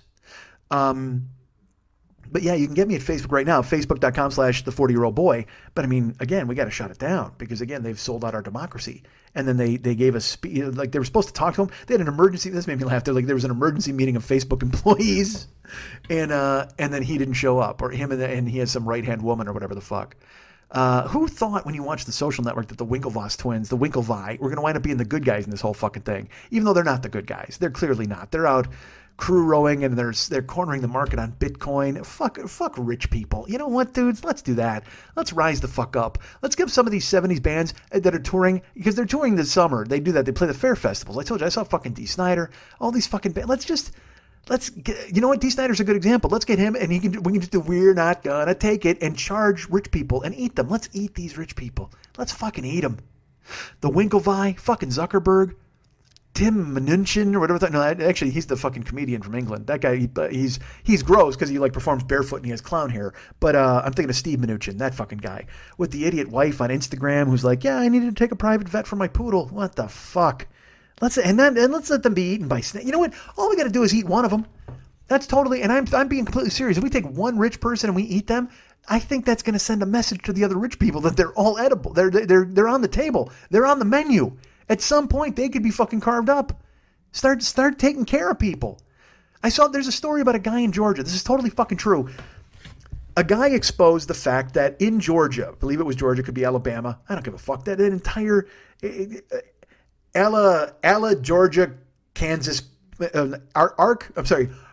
Arcala, Bama, Georgia, Florida, Texas, Southeast, Carolina, Tennessee, Kentucky, whatever the fuck. The whole area is it's literally just one giant racist blob. Now, look, if you live there, I know you're not a racist. I'm teasing. We're all in this together. But you gotta be honest with yourselves. There's a lot of banjo-playing, no-tooth-having motherfuckers out there, right? There's some guys who still want to have Confederate flags and don't want black guys to talk, and they just think they should only play basketball or football for their amusement. And there's a lot of bad people. And look, there's people like that in the North. There's people like that in the West. Out here, we got more Klansmen than you've got. Seriously. Because like I told you, we've got Hollywood and we've got San Francisco. And in between, it's literally, if you draw it like on a map, it's a hood. It literally comes out to be a hood. All of that Fresno and all that bullshit. You got migrant farm workers and the guys who want to whip them. That's all of fucking California between LA and San Francisco. It's just this Bakersfield, Sacramento, Fresno melange of people who need minorities to work for them and help them, and yet resent them and hate them and want to hurt them. It's fucking bananas. And that's what I mean. Everything's over. But the shouting, everything's over. But the tears and goodbyes, no alibis. That's by a band called Darling Cruel. Look that up. Google that band up. My brother Scott used to love that band. All right, so what the fuck were we talking about? Oh, we're talking about in the South. In Georgia, there's some rule, or Alabama, whatever the fuck. I don't want to impugn Georgia. If it's Alabama, I don't want to fuck with them. But the cops there, they get a certain amount of federal money to feed the prisoners, and they have to buy them food. And here's the thing: the cops are like begrudgingly like, well, I guess we got to buy these idiots food. What the fuck, man? Yeah, they're murderers and they're terrible and they suck, but you can't have everybody jerking off in the chicken a la king. I mean, you got to have some. You got to have the chicken a la king. The jerking off into a chicken a la king doesn't work unless you have the chicken a la king. So you can't just have 4 convicts jerk off into a bowl and a pastor goes, well, this is delicious. No, it's not going to happen. He's not going to enjoy it. And I don't give a fuck if prisoners like their food or not, but you got to keep them alive. I mean, this isn't a third world country. You just fucking kill dudes. This isn't Renfield in a boat hatch with Dracula in the dirt and he's eating fucking spiders. They've committed crimes, and it's a weird gray area. But you have to, if they're in jail, you gotta feed them. You gotta take care of them. I mean, it's just because also a lot of these people are in jail because they sold one joint, especially in the South. They sold a joint to a deputy's cousin, and then the next thing you know, they get 18 fucking years. It's the stupidest thing because they just want to clear people off the street. Whatever. They're just herding the poor into camps. I'm just talking in circles now, man. Ignore me. I'm just fucking fried. Anyway, in Alabama or whatever the fuck, they send money to these guys and they got to pay the food companies to feed the prisoners. But it's in the chapter, the bylaws of the state, that if there is a surplus, the cops can keep it. So this fucking cop he's buying like 8-day-old bologna and pencil shavings. You look at it this way. You think that anybody in that jail is getting chicken a la king? No. And I'll tell you what, because they're so weak from eating 8-day bologna and pencil shavings, nobody's got any energy to jerk off into a bowl anyway. So you couldn't make the chicken a la king taste good if you wanted to. These prisoners are laid the fuck out because they're eating garbage, and he's taking the surplus money. He buys like $1 million house. He's buying speedboats. He's buying jet fucking skis. And finally, someone's like, some reporter writes a story and goes, hey, man, why the fuck do you have all this? You make $50,000 a year. How the fuck are you buying a $1 million house? And this fucking cop, I mean, nakedly, he doesn't even, there's no shame. He doesn't try to cover it up or anything. He just goes, yeah, man, there's this bylaw where I get to keep all the money. And they're like, but you feel good about that? He goes, yeah, fuck it. It's in the fucking thing. So our prisoners get the allotted amount of calories. And I mean, just to even think of human beings in those fucking terms. Yeah, they get enough food to stay alive. You motherfucking slave owner. Who the fuck do you think you are? You're just a monster at that point. How do you look in the mirror? And I know you can say to yourself, well, they're monsters. They've killed people. They've done terrible things. I get it. Still got a heartbeat, man. Still a human. And I know if they killed my family, how would I feel about it? Yes, I know Mike Dukakis, if Kitty Dukakis was raped by Willie Horton, what would you do? And, oh, well, I'd call the police and we'd go through the procedures and everybody goes, oh, he's not tough enough. I mean, yeah, I'd want to fuck a guy up. If my family got hurt, I'd want to come over the table in the courtroom and just tear his trachea the fuck out. I get it. But unfortunately, we got rules in this country, right? Unfortunately, you people who think that it's unfortunate we got rules, then there's guys in jail, you got to feed them. You got to take care of them. You got to have the electricity on. It's not a fucking dungeon, man. It's a prison. And the problem is we privatize prisons in this country to the point where guys actually pay the government to open a prison and then they can do whatever the fuck they want without any overseeing. And then they fucking, I mean, there's a story. It was out a year and a half ago. A guy actually became a guard at a private prison on purpose as an undercover journalist. He went undercover to become a private prison guard, and he saw the terrible fucking things and the food and no detergent and just they cut every corner they possibly could, and there were bugs, and they wouldn't let fucking, they'd let prisoners fight. I mean, it's a fucking mess. And then you wonder why these people, when they come out of prison, the recidivism rate is so terrible, because you don't take care of them in there. And look, I understand. Some guys are gone, man. Some fucking guys are murdering kids or pedophiles or whatever the fuck. Hey, man, put them in a gladiator camp and let them fight the fuck out. But it's these guys who are pinched for selling an ounce of weed or like 2 bumps of coke or some guy who crashed into a wall. Like I just saw a story yesterday about a guy.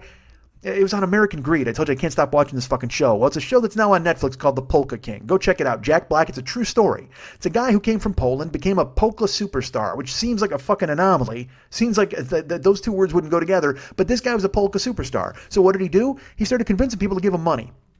He started selling promissory notes, and he's like, hey, here's the thing, man. We'll invest in this. He goes to Poland. He buys because he knew the Pope. This fucking guy knew the Pope. So, of course, people are going to trust him. And he doesn't know the first fucking thing about running a business. He just goes, well, these people want to give me money, so I'll take it. So he opens a gift shop. Again, that's how you know that this fucking guy didn't have a goddamn clue about anything. He takes all of this money. They gave him like almost fucking $50 million, I think it was, or it might have been $5 million. I don't know. There's maybe a zero, give or take. But there was certainly at least $5 million.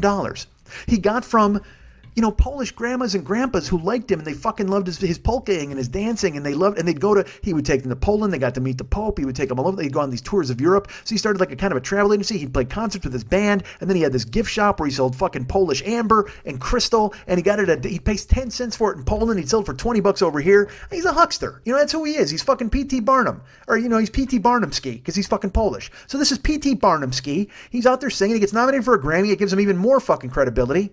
And this is, like I said, totally true story. And then he winds up in a fucking van accident, and he's already fucking robbing people to pay Paul. Like, he's in a Ponzi scheme. He's already started a pyramid Ponzi scheme, and he's trying to find a way out of it. But then he winds up in a fucking van accident. 2 of the guys in his band die. His kid gets a massive head wound, and he has to stop going on the road. So he can't make any money. He can't convince people to invest, and it all falls the fuck apart. So people lose all their money. There are people who lose $30,000. Someone lost $100,000. It's fucked. There's no doubt it's fucked. But they're talking about it because he's like alive. And like I said, they wound up making him into a movie now. It's Jack Black called The Polka King on Netflix. I don't know why I'm fucking endorsing it. I haven't seen it. I don't know if it's good. But I watched the American Greed, and I thought the story was interesting because usually when you watch American Greed, like Martin Shkreli, you're like, fuck that fucking guy. The guy who bought the Wu-Tang album and was a smug prick and talked about getting a lock of Hillary's hair and paying for it. Fuck that dude. He deserves to be in prison. That guy deserves any bad thing he can get. Just go ahead and throw him in a fucking cell that's dark for 20 years because you just showed no remorse. You were a fucking prick. But this dude's just a Polish haircut who tricked a bunch of people into giving him money so he could buy goddamn jewelry. And I'm not saying he shouldn't be punished, but here's the thing. He went to maximum security prison for 5 fucking years. His cellmate is a rapist serving a life sentence. He wakes up in the middle of the night. This guy's carving him up with a fucking razor on a toothbrush. And he doesn't fight back because he's scared. He starts hitting the door. Meanwhile, this guy's just cutting him up. He's scarred up like a fucking road map. They showed the scars on the fucking show. And I remember thinking to myself, I'm like, man, I feel bad for the people you stole money from. I do. Anytime anybody gets bilked out of fucking money by anybody, whether it's a Polka King or a Martin Shkreli, I fucking hate it. I watch American Greed, and always at the end of the show, they talk to those people, and they're like, yeah, man, I lost fucking $18,000. And I can't even imagine. I don't want to lose $18. I don't want to lose 18 fucking cents. So I can see why those people are furious and angry, and they got tricked and duped by somebody that they trusted. I totally get it. But does that mean that guy should be in a fucking cell with a rapist and getting carved up with a goddamn razor blade? I don't know. I don't think it does. Because enough rich people go to fucking prisons where they can get country clubs and bullshit. Oh, dude, you want to hear something scary? I was watching American Greed, and they talked about a guy who, he was bad from the jump. Like, he was the president of his fucking fraternity, and then he embezzled a bunch of money to open a bunch of fucking, like, cleaning trucks or whatever. He wanted to open a bus line. And then he disappeared from Oregon, and he wound up somewhere else. He convinced people to give him money. And American Greed always follows the same pattern. These guys steal all the money, and then 2008 comes, and they can't pay anybody back because the fucking economy bottomed out. And then they get found out and caught and go to jail. Well, this fucking dude, he's he's printing his own fucking invoices. I mean, I can't even imagine the depth and level of deception he had to go through. He says, I would stay up fucking 10 hours a night printing out fake bank statements and then sending them to my investors just to keep this shit afloat. So he might have had a fucking mansion and 8,000 cars and traveling all over. And I guess we'd all trade our fucking simple lives for that, maybe, but not if you had to fucking lie and cheat and scrape and ruin and also sweat all fucking night long as you try to create these lies for people to fucking read. You know, there's a real solid way to keep your life on track. Don't lie, because then you don't have so much to remember. I think it's a line in a fucking song. Hey, I don't. You know, it's actually in a fucking Van Halen song. I don't have so much to remember. That's how it is when you tell the truth. David Lee Roth said it in "Can't Get This Stuff No More." And I mean, I'm sure it's a fucking a life adage. Don't lie, and then you have to worry about the fucking truths that you tell. So this fucking dude, he lied to everybody, and he's staying up all night, and he's fucking creating these things, and he goes to jail. So I'm watching American Greed, right? And it's in the middle of the night. I'm watching it at my house. I got all the lights out except for the TV. And then he winds up getting 20 years in prison. I'm like, good, fuck this guy. And they're like, yeah, you know, he pissed it all away. He frittered away his life, and it was terrible, and now he's in prison. And it starts to end, and I just now got goosebumps even thinking of it. All of a sudden, it just goes ding, ding, ding, ding, ding, ding, ding, ding, like the music changed. And it put up his mugshot. Fuck, I have goosebumps now as if he's here. It fucking put up his mugshot, and it just said, escaped in big red letters. And it said, if you have any idea of the whereabouts of Darren Brogson or whatever his name is, please contact the federal marshals at this number. Oh, dude, if you were here right now, I have goosebumps, not kidding, from my temples to my ankles. I told you, when I see any bulletin or anything like that comes on, it's like the TV came to life. It freaks you the fuck out because you're watching a show, you're not expecting that shit. And this guy finally gets his comeuppance, he gets thrown into a fucking jail, and then it just all of a sudden it's like dun dun dun dun dun dun dun, and it just says escaped, big huge red letters with an exclamation point. If you happen to know if you have any interest or you have any knowledge of the whereabouts of Darren Brogson, please contact the U.S. Federal Marshals at this number. So of course, immediately I'm like, that guy, he could be in my bedroom. He could be outside, because that's how my fucking brain works. I'm like, that guy's alive. He's out. He's on the run. And he hid all this money, tried to hide all this money in Europe. And they said he was doing all that. He had all these offshore accounts. And now this guy, so now he's Jason Bourne. This fucking guy's on the run. He's Jason Bourne. But my point about him was, because again, that freaked me the fuck out though when it said escape, because it was like the TV came to life. It's like I told you, there used to be this ad on MTV, and I've talked about this a million times. It was like, what are you doing? You're just sitting there. You're watching television. You're doing this. You're doing that. No, it said, these are just words that are coming to you, words that could be doing something funny or interesting or smart, words that could be changing the world, words that could be doing anything. But no, they're just words appearing, and it's just white words appearing on a black screen. They're just words, and they're appearing quick, quick, quick. These are just words that are doing nothing. They're just sitting here. And then the screen went black, and then these words didn't arrive quickly. They faded in, and the music swelled up. It went, and it just said, like you. So these words are doing nothing. They're just flying up on the screen. They could be doing something funny or interesting or cool, but they're just sitting here. Black screen, fade in, like you. And I have goosebumps now telling you that fucking anecdote, because again, the TV came to life. It saw me. It saw I was sitting there. It saw I wasn't doing anything. It had eyes on me. It freaked me the fuck out. And that's how I felt the other day when I saw this mugshot of this guy who escaped. It was the way I felt when I was a kid, and I was in my fucking house. It was like 1:30 in the morning, and a bulletin came on about John Wayne Gacy, and they were going through his basement. They were talking about bodies in a crawl space, and I'm like, what the fuck is going on? This world is weird. Because I was a kid, man. I'm fucking like 11 or whatever the fuck when that happened. Jesus Christ, was that fucking crazy. They found fucking 31 bodies in a crawl space, but they came out in the middle of the fucking, and there's snow on his lawn. It was a suburban house. Looked like my grandma's house. Looked like my grandma's fucking house. And they're like, yeah, he used lime to dissolve the bodies. They're digging now. They found bones. I'm like, motherfucker, what are you doing to me in the middle of the night? Jesus, did I freak the fuck out. And then MTV gets me later with their ad, and then this guy escaped, ding, ding, ding, ding, ding, and I'm like, holy fuck, that's brutal. I can't believe that guy fucking made his way into the world. Where is he? He's in my house. I know he's in my goddamn house. But my whole point about him was he got 20 years, but he got put in a fucking jail he could escape from. He got into a jail with like a fucking, a salad bar, one of those fucking jails with a library, that kind of shit. It had a fence. It didn't have any guard towers. There's not a bullet on the fucking premises. And this fucking guy pulled off one of your gentleman escapes. He put on a fake mustache and a jaunty towel, and he sashayed out the goddamn door, because that's how you escape from those prisons. Meanwhile, fucking Accordion Wilson is getting stabbed by a rapist because he fucking fleeced a bunch of Polacks out of $30,000 each. And now look, I'm just saying, the scales of justice are a little tipped the wrong way in that point. If you're rich, you can buy your way out of it. You can always buy your fucking way out of it. And the Polish dude wasn't fucking rich anymore. So they threw him in a fucking jail cell for 5 years. And it's so funny, even at the end of the show, they're like, my father said if he had a gun, he would have killed him. And I'll tell you what, he ruined so many people's lives. In this Polka King show, they tried to make it funny. There's nothing funny about people's lives being ruined. Yes, I agree with you. And it's terrible that they lost that money. It's awful that he fleeced them. But also, they bought into his ridiculously flashy coat. They fell under the siren song of his accordion and his flute and his fucking clarinet. They listened to him dance and jump. I mean, he fixed a beauty pageant. He literally fixed the Mrs. Pennsylvania beauty pageant so his wife would win. Then they sued, and then she actually had to give the crown up. I mean, it's just that low-level bullshit garbage rich people do because they try to fix stuff. But again, I'll tell you this, he was a Polish immigrant. If that would have been just some fucking blue blood from Massachusetts, fuck that. They never would have sued him. He never would have gone to jail, and he certainly would have gotten carved up by a fucking rapist with a Gillette in his hand in the middle of the goddamn night. So, I don't know where I was going with that. I was going with this. The poor don't stand a chance anymore. Oh, fuck, Georgia, the prison. So the fucking dude, he's served, he can keep the money. And he tells this fucking reporter, he's like, yeah, I can keep the money. It's in the bylaws. So this reporter writes a story and it goes viral. It actually gets picked up and people are like, seriously? This fucking guy can do it? And the thing is, there's nothing you can do unless you have the governor change the charter. This cop isn't doing anything wrong. He really isn't. I mean, he can just buy fucking packets of sweet tarts and go, yeah, you know what? It's got the right calorie count and feed it to the prisoners and then take the rest of the fucking money and buy a Holstein cow and put it in a blue ribbon contest. Whatever the fuck. Because that's the rules in Alabama. Because they're like, fuck you. You're in jail. You got no rights. And I get it. A lot of people, I'm not advocating for prisoners. Although I will tell you this. You know what I did this year? And I don't know if I talked about it on the show.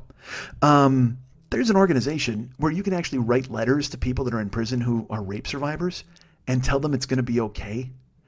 And that's a weird thing, but I found out about it and I felt very strongly that I needed to be involved. I know that sounds fucking strange, but it's been that weird kind of thing for me for like the past year and a half. I mean, I want to, as I said, I just want to get a Boston Terrier, put him on my shoulder, and we'll go around and have adventures and we'll give people money. That's why I want to win the Powerball. I just want my whole life to be the God's Plan video. That's what I want. When I saw that video in my head, I was like, this is what I've wanted to do for years. I would just love to have fuck you money and show up and just start giving checks away to people. Go up to the beach and find somebody who's like sad and just go, hey man, what's going on? And get their story and go, well, here's $10,000. Do what the fuck you can to help people. That's all we should do. I don't know how you could have a fucking jail and take the money and feed these people fucking garbage. Feeding them dry ramen noodles and you're keeping, and keeping the packet of seasoning. You can't do that. That's worse than any crime they committed to get put in the jail. You're giving them ramen noodles with no seasoning. It's just boiled water in that fucking brick. Get the fuck out of here, man. What are you doing with the seasoning packets? You know what I picture that guy's fucking basement? He buys the ramen noodles, right? And he just gives the prisoners the noodles, but he keeps the seasoning packets. Remember in Dark Knight when Joker's got that mountain of money at the fucking end and he sets it on fire? That's what this guy's got. He's got a fucking barn somewhere with just a pile of fucking ramen seasoning packets to the goddamn ceiling. And the second the authorities or Batman show up, he's just going to put a fucking torch on it and just go, let it go. He's going to fucking talk like Heath Ledger and walk the fuck out. That guy's hoarding ramen sauce packets, seasoning packets, just so he can burn the fuck out of them. Because some men just like to watch the seasoning burn. So this fucking dude has these guys, he's got all this money, right? Now you want to hear the epilogue on this, of course. You want to hear the fucking punchline to this whole story. This is totally fucking true. This dude gets exposed by this reporter. It goes viral. Now, again, they can't do anything to him because it's in the fucking charter. I'm sure there's some sort of investigation. I'm sure that's a black eye in the department. It doesn't look good for him when he retires or whatever the fuck. But what the fuck does he care? He's got 37 jet skis and a barn full of spices. Why the fuck would he care about anything a reporter wrote about him that went viral? He's not breaking the law. However, just the other day, I saw this on Twitter, and I will tell you this. I didn't read the story because it depressed me so much, just the fucking headline. I didn't read it to make sure if it's real. So I may be passing along something that's fake, but I don't think I am. But when I saw the headline, I went, this can't be real. This can't be true. But it was so fucking sad and scary to me that I didn't click on it.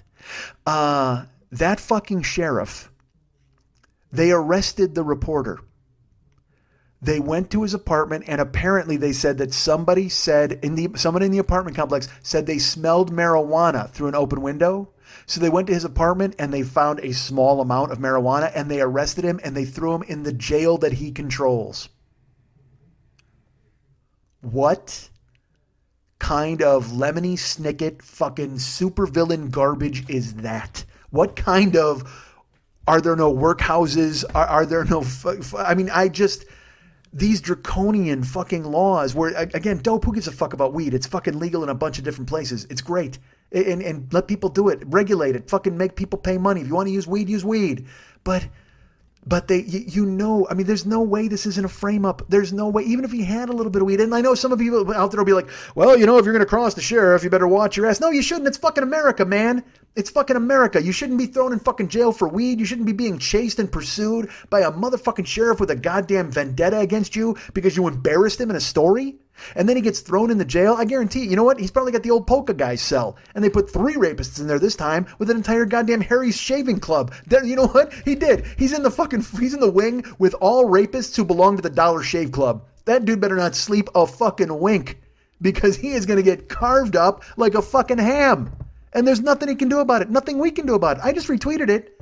And I just wrote, what the hell is happening? Because I don't know. I don't know. It's like when that Sheriff Arpaio, whatever the fuck that dude's name is, J. Arpaio, Jeff Arpaio, Sheriff, whatever the fuck Arpaio, Sheriff fucking Dick Arpaio, he's in fucking Arizona. He's putting guys in like pink pajamas and he's feeding them gruel and footprints and like, man, well, you're a fucking dick. And then he gets pardoned from Trump. And there are people who are like, yay, fuck these prisoners. It's like, man, you can't treat people in a cruel way and you can't fucking do it. And I guess I'd feel differently if my aunt was murdered. I don't fucking know. I've been lucky enough not to be touched by that level of crime. So I guess I can't speak to you and your sadness and the rage and the revenge. You see all the time, like when in Michigan State, when they had that fucking Larry Nassar guy, he molested all those girls. And then at the end, when they're in the sentencing and every girl gets to say what they want. And then the father comes through and he tries to go after him. He asks the judge, he's like, just let me, you know what, you want to sentence him to a half hour in a room with me. He'll never fucking leave. And then he goes over the table. He gets tackled by the fucking deputies because he wants to get at the guy. I get that, man. I get that fucking vibe. I've been that mad for nothing. Can you imagine what I would be like if I was walking with my Boston Terrier and somebody punched it off my shoulder? Holy fuck. Are you kidding me? I would fucking, the good news is I'd have a new pet traveler, like a case, whatever the fuck that thing is, because I would build it out of your fucking bones, man. You touch my terrier, get the fuck out. But we can't do this anymore. We got to figure something the fuck out. And I don't know who we is. I'm a fucking podcaster. You're a listener. We're not going to do anything. We can't change the fucking world. I mean, yesterday I just saw the election in Illinois. It's a billionaire against a multimillionaire. Those guys are going to go at it and scrap for the governorship of Illinois for whatever the fuck reason. Who cares? It's just eat the rich, man. Fucking eat them. Let's do it.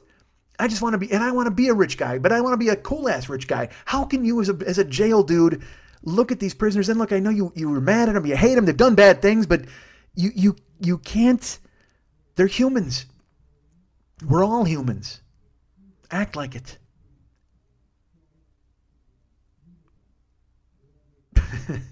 You guys can get me finally, I guess, again, although I may have quit Facebook by the time this airs. You guys can get me at Mike@MikeSchmidtComedy.com.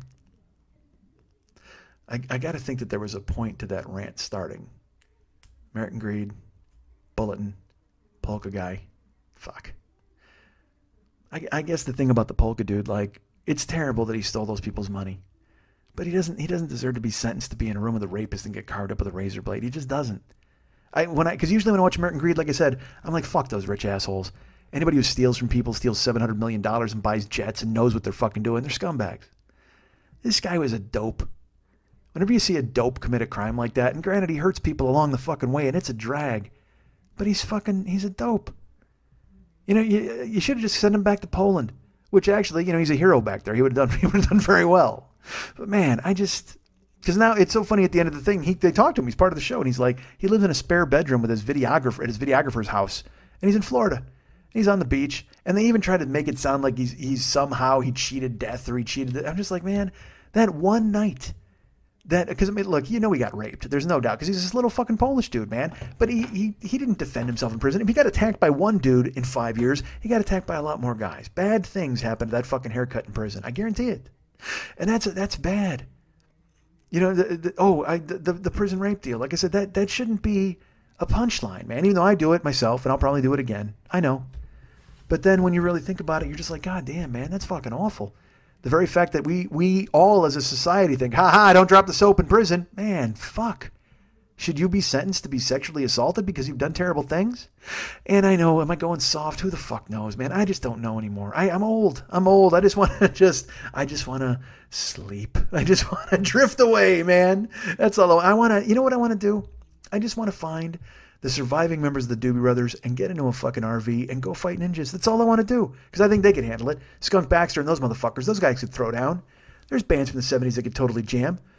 But yeah, 90s rappers, 70s country guys, and but nobody now. And I guess maybe, see, because that's the thing. I would say that rappers of now could help me in a fight with ninjas, but they're all fucking on cough syrup. I mean, they're probably more heavily weaponized than the guys from the 90s. They've certainly got better technology and more aggressive, but they're all fucking on scissor. Like, they can't fuck. I can't. You think I'm going to trust Lil Wayne to back me up in a fight? That fucking dude, he's busy gnawing through fucking telephone cable and wires, whatever the fuck's in front of him. He's trying on grills. That guy's got no shot at fucking backing me up in a fight because he is out there, man. Lil Wayne is a fucking crazy dude. And I mean, he looks like he'd be dangerous to himself, but he's hopping around like fucking Daffy Duck all the goddamn time unless he's comatose from drinking fucking codeine. I can't rely on that guy in a fight. You guys can get me at Mike@MikeSchmidtComedy.com. You guys can be my friends at Facebook.com/the40-year-old-boy.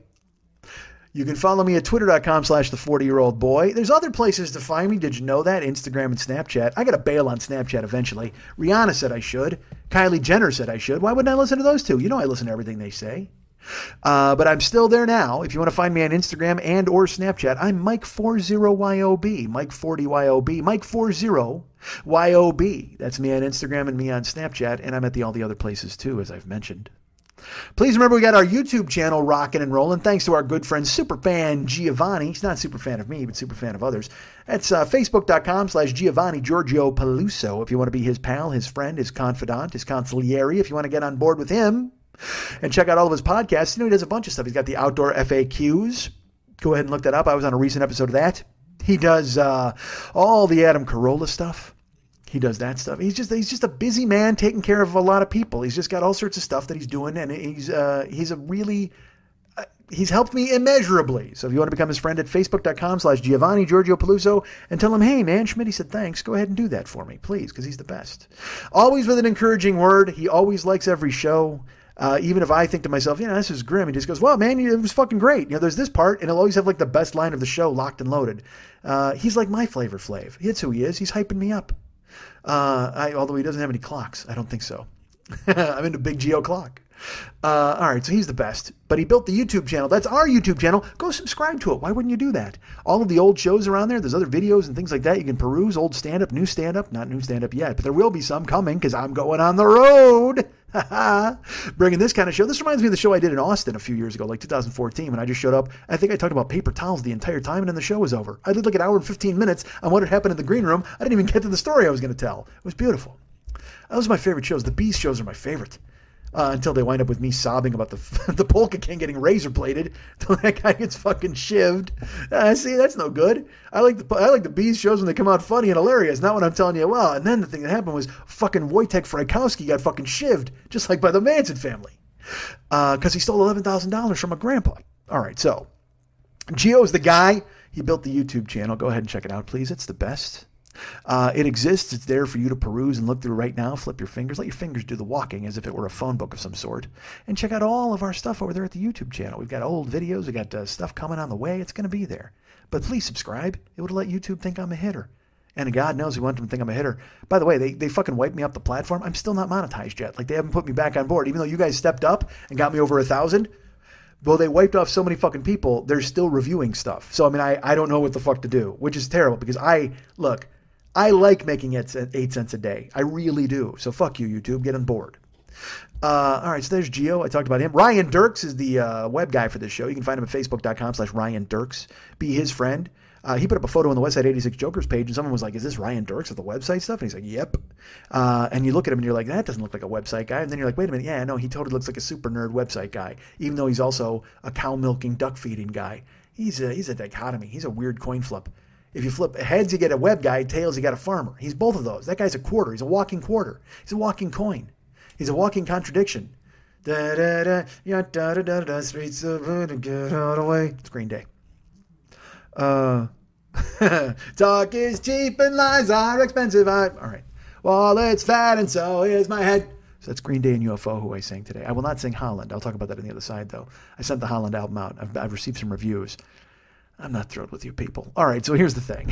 Whoa, I have a glass desk, and I'm leaning on it. That was not a breaking desk, but it slid off of its little round pole. Hi. All right, so we talked about Gio. We talked about Ryan Dirks. We talked about all that. Oh, you know who we'll talk about now? There's our buddy, David Hernandez. He does all of the artwork and all of the cool-ass stuff for this show. And fuck, I got to figure out some artwork this week because we have a thing where I had to get him and he was busy on Wednesday and I didn't get him in time. So, long story. Anyway, the point is, David Hernandez is the guy who does all of the artwork and the music for this show, and he's the best. He's our great friend and our good pal. And you might want to go ahead and check out his Facebook. He's at facebook.com/DavidMexHernandez. But you really might want to check out his website, artbydmh.com. That's artbydmh.com. He'll paint whatever you want him to paint. But first of all, he's got paintings for sale. He's got Valscapes. He's got Gycons. He's got that stuff for sale. But also, folks, he'll paint you. He'll paint your friend. He'll paint your wife. He'll paint her nude. He'll do whatever you want to do. If you got nudes of yourself, send them to him. As I mentioned a couple of weeks ago, I'm like, send him some labias. And people are like, I'm trying to send Mex some labias. And he's like, don't send me labias. I'm here to tell you. He then called me and he went, you know what, man, I wish people would really send me some labias. So it's incumbent upon you people to send Mex some labias. Go and tell him to paint them for you. But you got to pay. You can't just send him a labia. You got to send him a labia and a check. But David Hernandez is over there at artbydmh.com. He is the guy taking care of business. He is doing all of the painting for you. He is sculpting. He is acting. He is writing. He is performing. He is doing music. He is doing painting. And he will paint anything you want, anything you say, as long as you've got the money and you can pony it up. You can find him over there at artbydmh.com. That's artbydmh.com.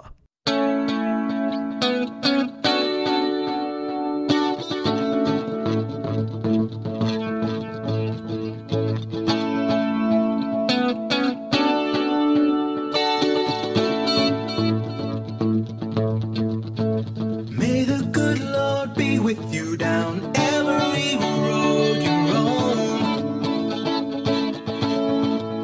and may sunshine and happiness surround you when you're far from home, and may you grow to be proud, dignified and true, and do unto others as you'd have done to you.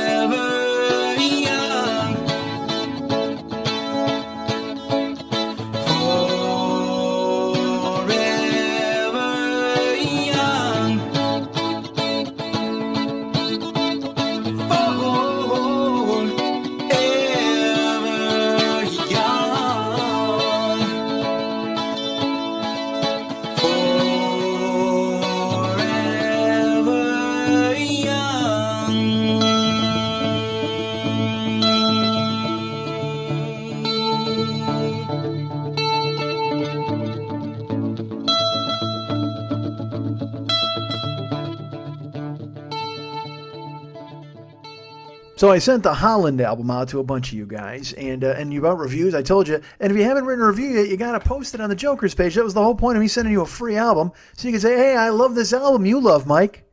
Or you could write me and go, it just seems like a run-of-the-mill rock album, which I get. Because I told you it was for me. It's something I love. I certainly talk it up a lot, and I wanted you guys to enjoy it as much as I do. But if you didn't, I guess I understand that. Because you know what? If your taste is in your ass, I can't change your mind. Ha ha!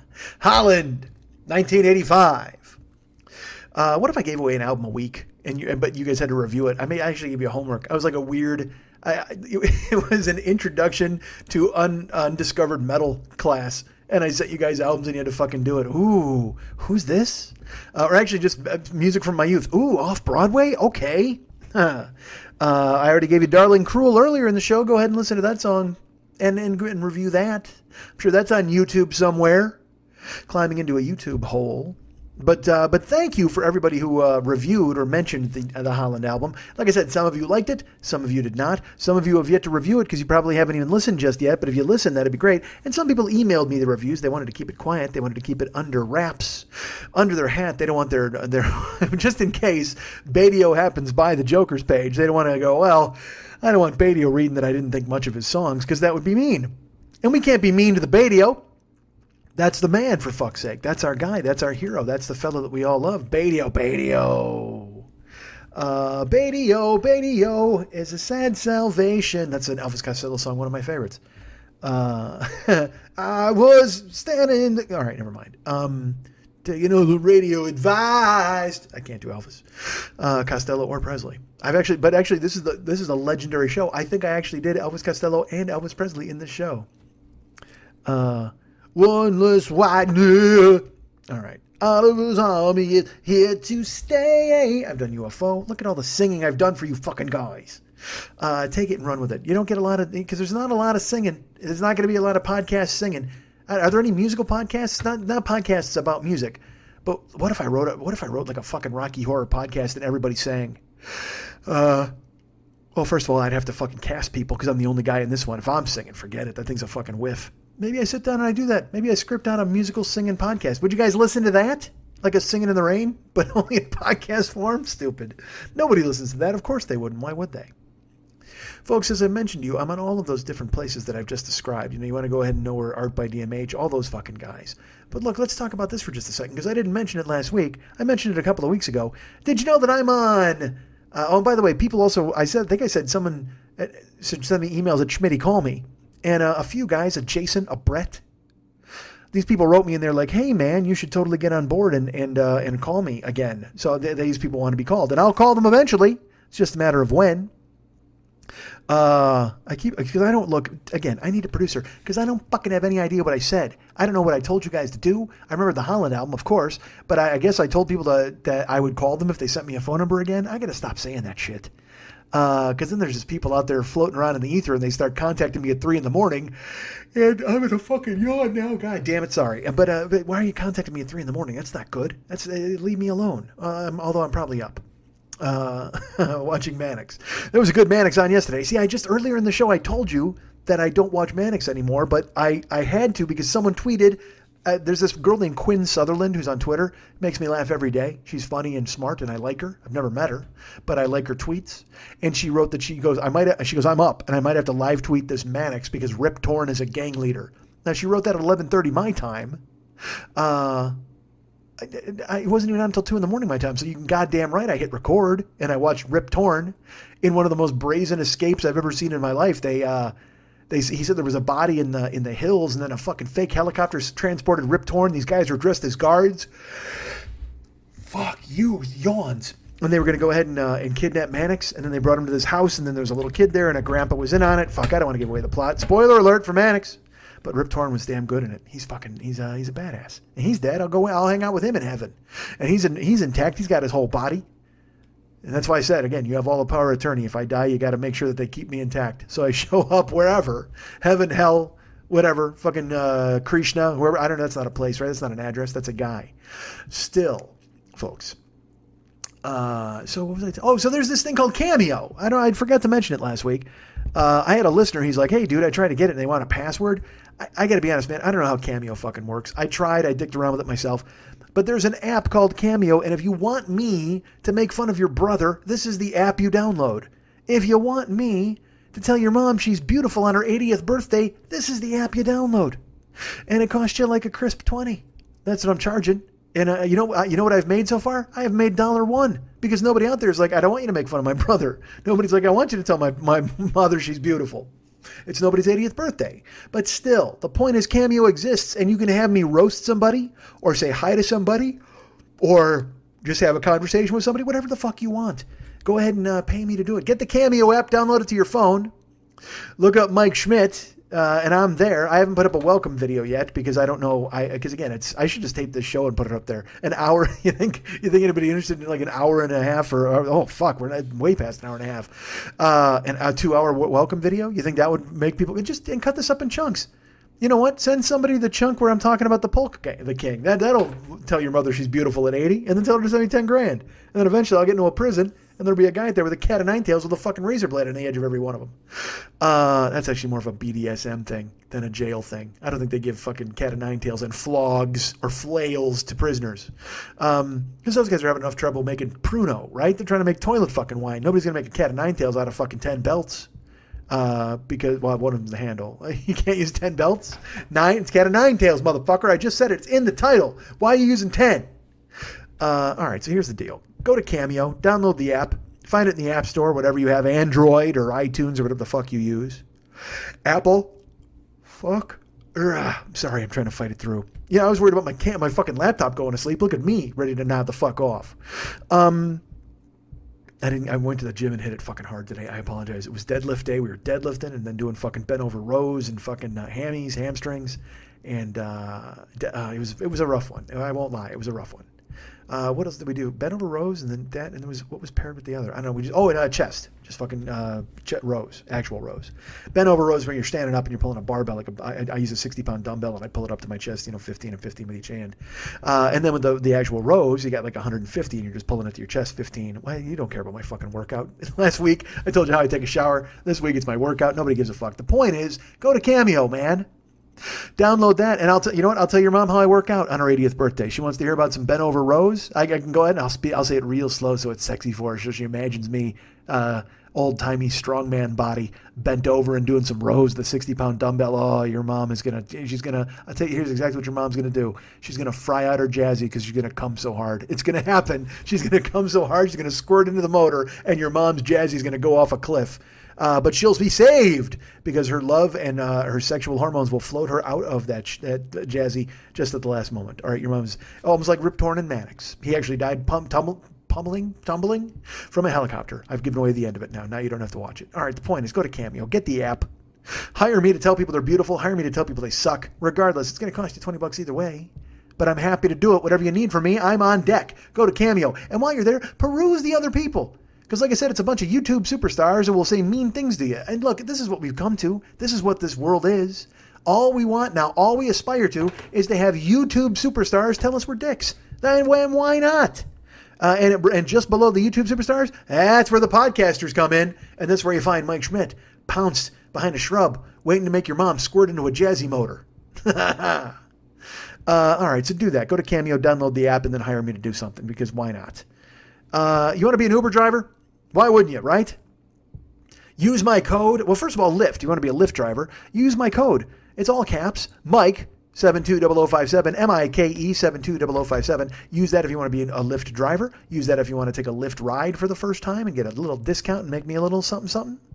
And if you want to be an Uber driver, or you want to take an Uber ride for the first time, use DJZW1YTTUE. That's the code, all lowercase. DJZW1YTTUE. And that's the number 1, not the letter 1, if you're in Norway. Because I don't know if you know this, our numbers are their letters, and their letters are our numbers. Freaky, right? Those Norwegians, don't go over there. You'll get lost. You'll be fucking, because you know why? You know what the speed limit is there? DR. It's like a doctor. You're like, fuck, speed limit doctor, that doesn't make any sense. And then your dinner comes, and if you have a particularly large dinner, you're eating a big plate of, and it costs onomatopoeia. All right, so, or onomatopoeia, or Encyclopedia Britannica. or Cambridge Analytica, which is also in the news now because, again, they manipulated that was the Facebook guys. They were hand in hand and they worked with the Russians and they tricked people. Oh, you filthy hillbillies getting tricked out there by fucking memes. God damn it. We shouldn't know what memes are.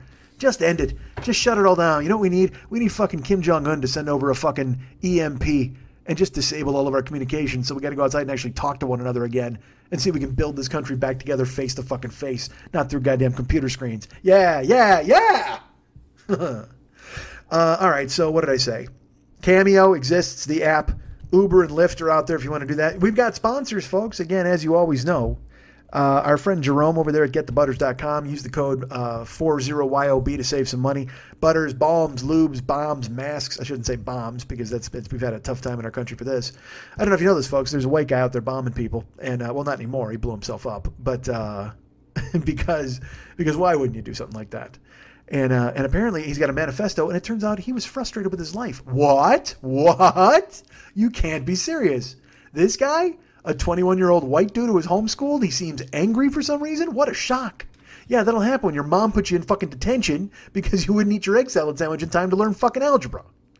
Fuck. Anyway, the point is, butters, balms, bombs, lubes, masks, gloves, beard oil, lotion, shampoo, scrubs, weird vibrators, I think possibly have been added to the menu. Regardless, go to getthebutters.com and peruse it for yourself. Don't trust me. I'm a trustworthy fellow, but I don't have a fucking encyclopedic knowledge of everything they've got at getthebutters.com. You know why? Because Jerome is constantly inventing new products.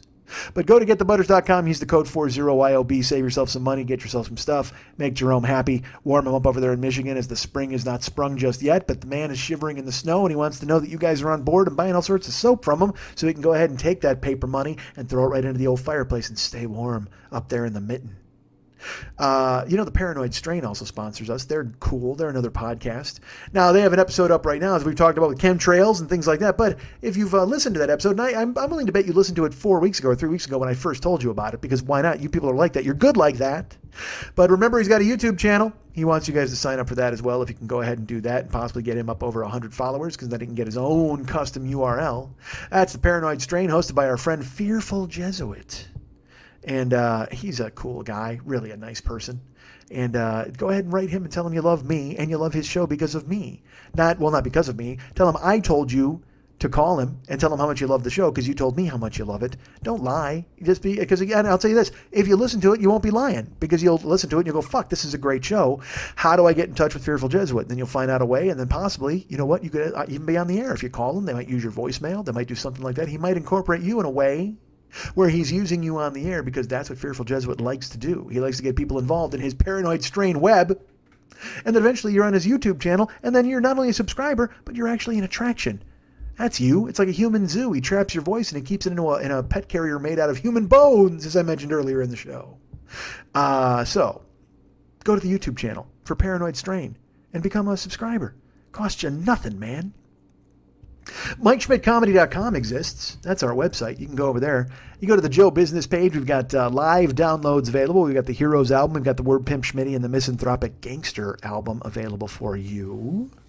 And then, what else do we have there? Oh my God, we have no more yurt shirts. Those are all gone. I'm now officially out. I have no more yurt shirts. Those are officially cashed, man. They are gone, and thank you so much for everybody who stepped up and wanted one. You're the best. And let me know when they get there. Like I said, I'm always freaked out. I mean, I have tracking numbers and stuff, but I'm lazy, and I like hearing from you guys. I'm more concerned about Robin. Robin's on the Isle of Wight. Like, literally, Robin's... You know where Robin lives? You ever see the cover of the album Who's Next, where they pissed on the monolith? That's actually Robin's apartment. He lives in that monolith that the Who pissed on. I think that's Who's Next. It might not be. But still, that's where he lives. So, Robin, please let me know that they were able to somehow make it across the pond with your shirt. And everybody was very lovely. You gave me your shipping costs. I think everybody did. I'll have to double check. I'm pretty sure everybody did. But thank you again. That was nice of you to take care of that. So... what else is... Oh, no, MikeSchmidtComedy.com. We've got the Amazon link. That's important. Go ahead and use the Amazon link, man, because you know what? We get money, they get money, you get stuff. It works out perfectly, and it doesn't cost you anything. You're clicking on the link, you're going in, you're surfing around, you're buying cool-ass stuff, and we're getting a taste of it, and it works out great for you, us, them. Everybody's happy. They get money, I get money, you get stuff. It's the perfect fucking solution. It's the perfect crime. I don't know if it's a crime, really. I don't want to say that, but it works out great for me and you and a dog named Boo. He's really thrilled. That guy, he fucking walks away, arfing and eating fucking doggy snacks. He's thrilled. Floats down the hallway like Muttley. It's fantastic. So here's the deal. Use the Amazon link for all of your Amazonian needs. Please pick up music, pick up rakes, pick up garden hose, pick up poison for rats. Anything you would get, we want a taste of it. We get something right off the top. Thank you for thinking of us by using the Amazon link, which is located at MikeSchmidtComedy.com on the Joe Business page. You know, think of if you want to buy me some warm clothing because it's raining here and it's a little chilly. I know there's snow all over the country, but it was a shock coming back because I'll tell you this, we were in Arizona last week. I think I told you that. I was getting on a plane to go to Arizona. Me and the UN of Evil, the rest of the guys in the UN of Evil all went out, and it was I had a fantastic time. First, I'll tell you this, the first thing that happened, I got into town early on Wednesday night. And a listener of this show, a lovely and talented man named Zach Landis, he's the coolest. He offered to pick me up at the airport, and by offered I mean he answered my text. And he brought me to my Airbnb where I went and just dropped my stuff off. We went out to get something to eat. We were trying to figure out what to do because it was late night and I didn't want to go to fucking fast food. I wanted to eat something that was uniquely Phoenix. And so I was looking for Mexican food, but then we found a Cornish pasty house open until 2 in the fucking morning. It was like a pub with pasties. I'm like, well, fuck, let's go in there, dude.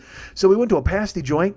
I had a fucking old school Guinness stew one. He had a chicken pesto one. We also got a Scotch egg. And Zach and I talked a bunch of shit to one another. He works he works at a law office. He's doing real well.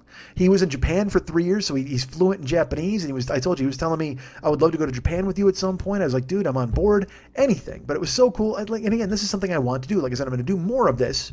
I'm going to come out and see you, meet you. I'll be in your cities. I'll tell you when I'm there, and hopefully we can hang out. I'll actually be in Phoenix again in another month. I'm seeing Justin. I'm seeing Zach again. It's going to be fucking great. But when I was there with Zach, like I said, I hung out with him the first night. But then the next day, the UN of Evil arrived in town.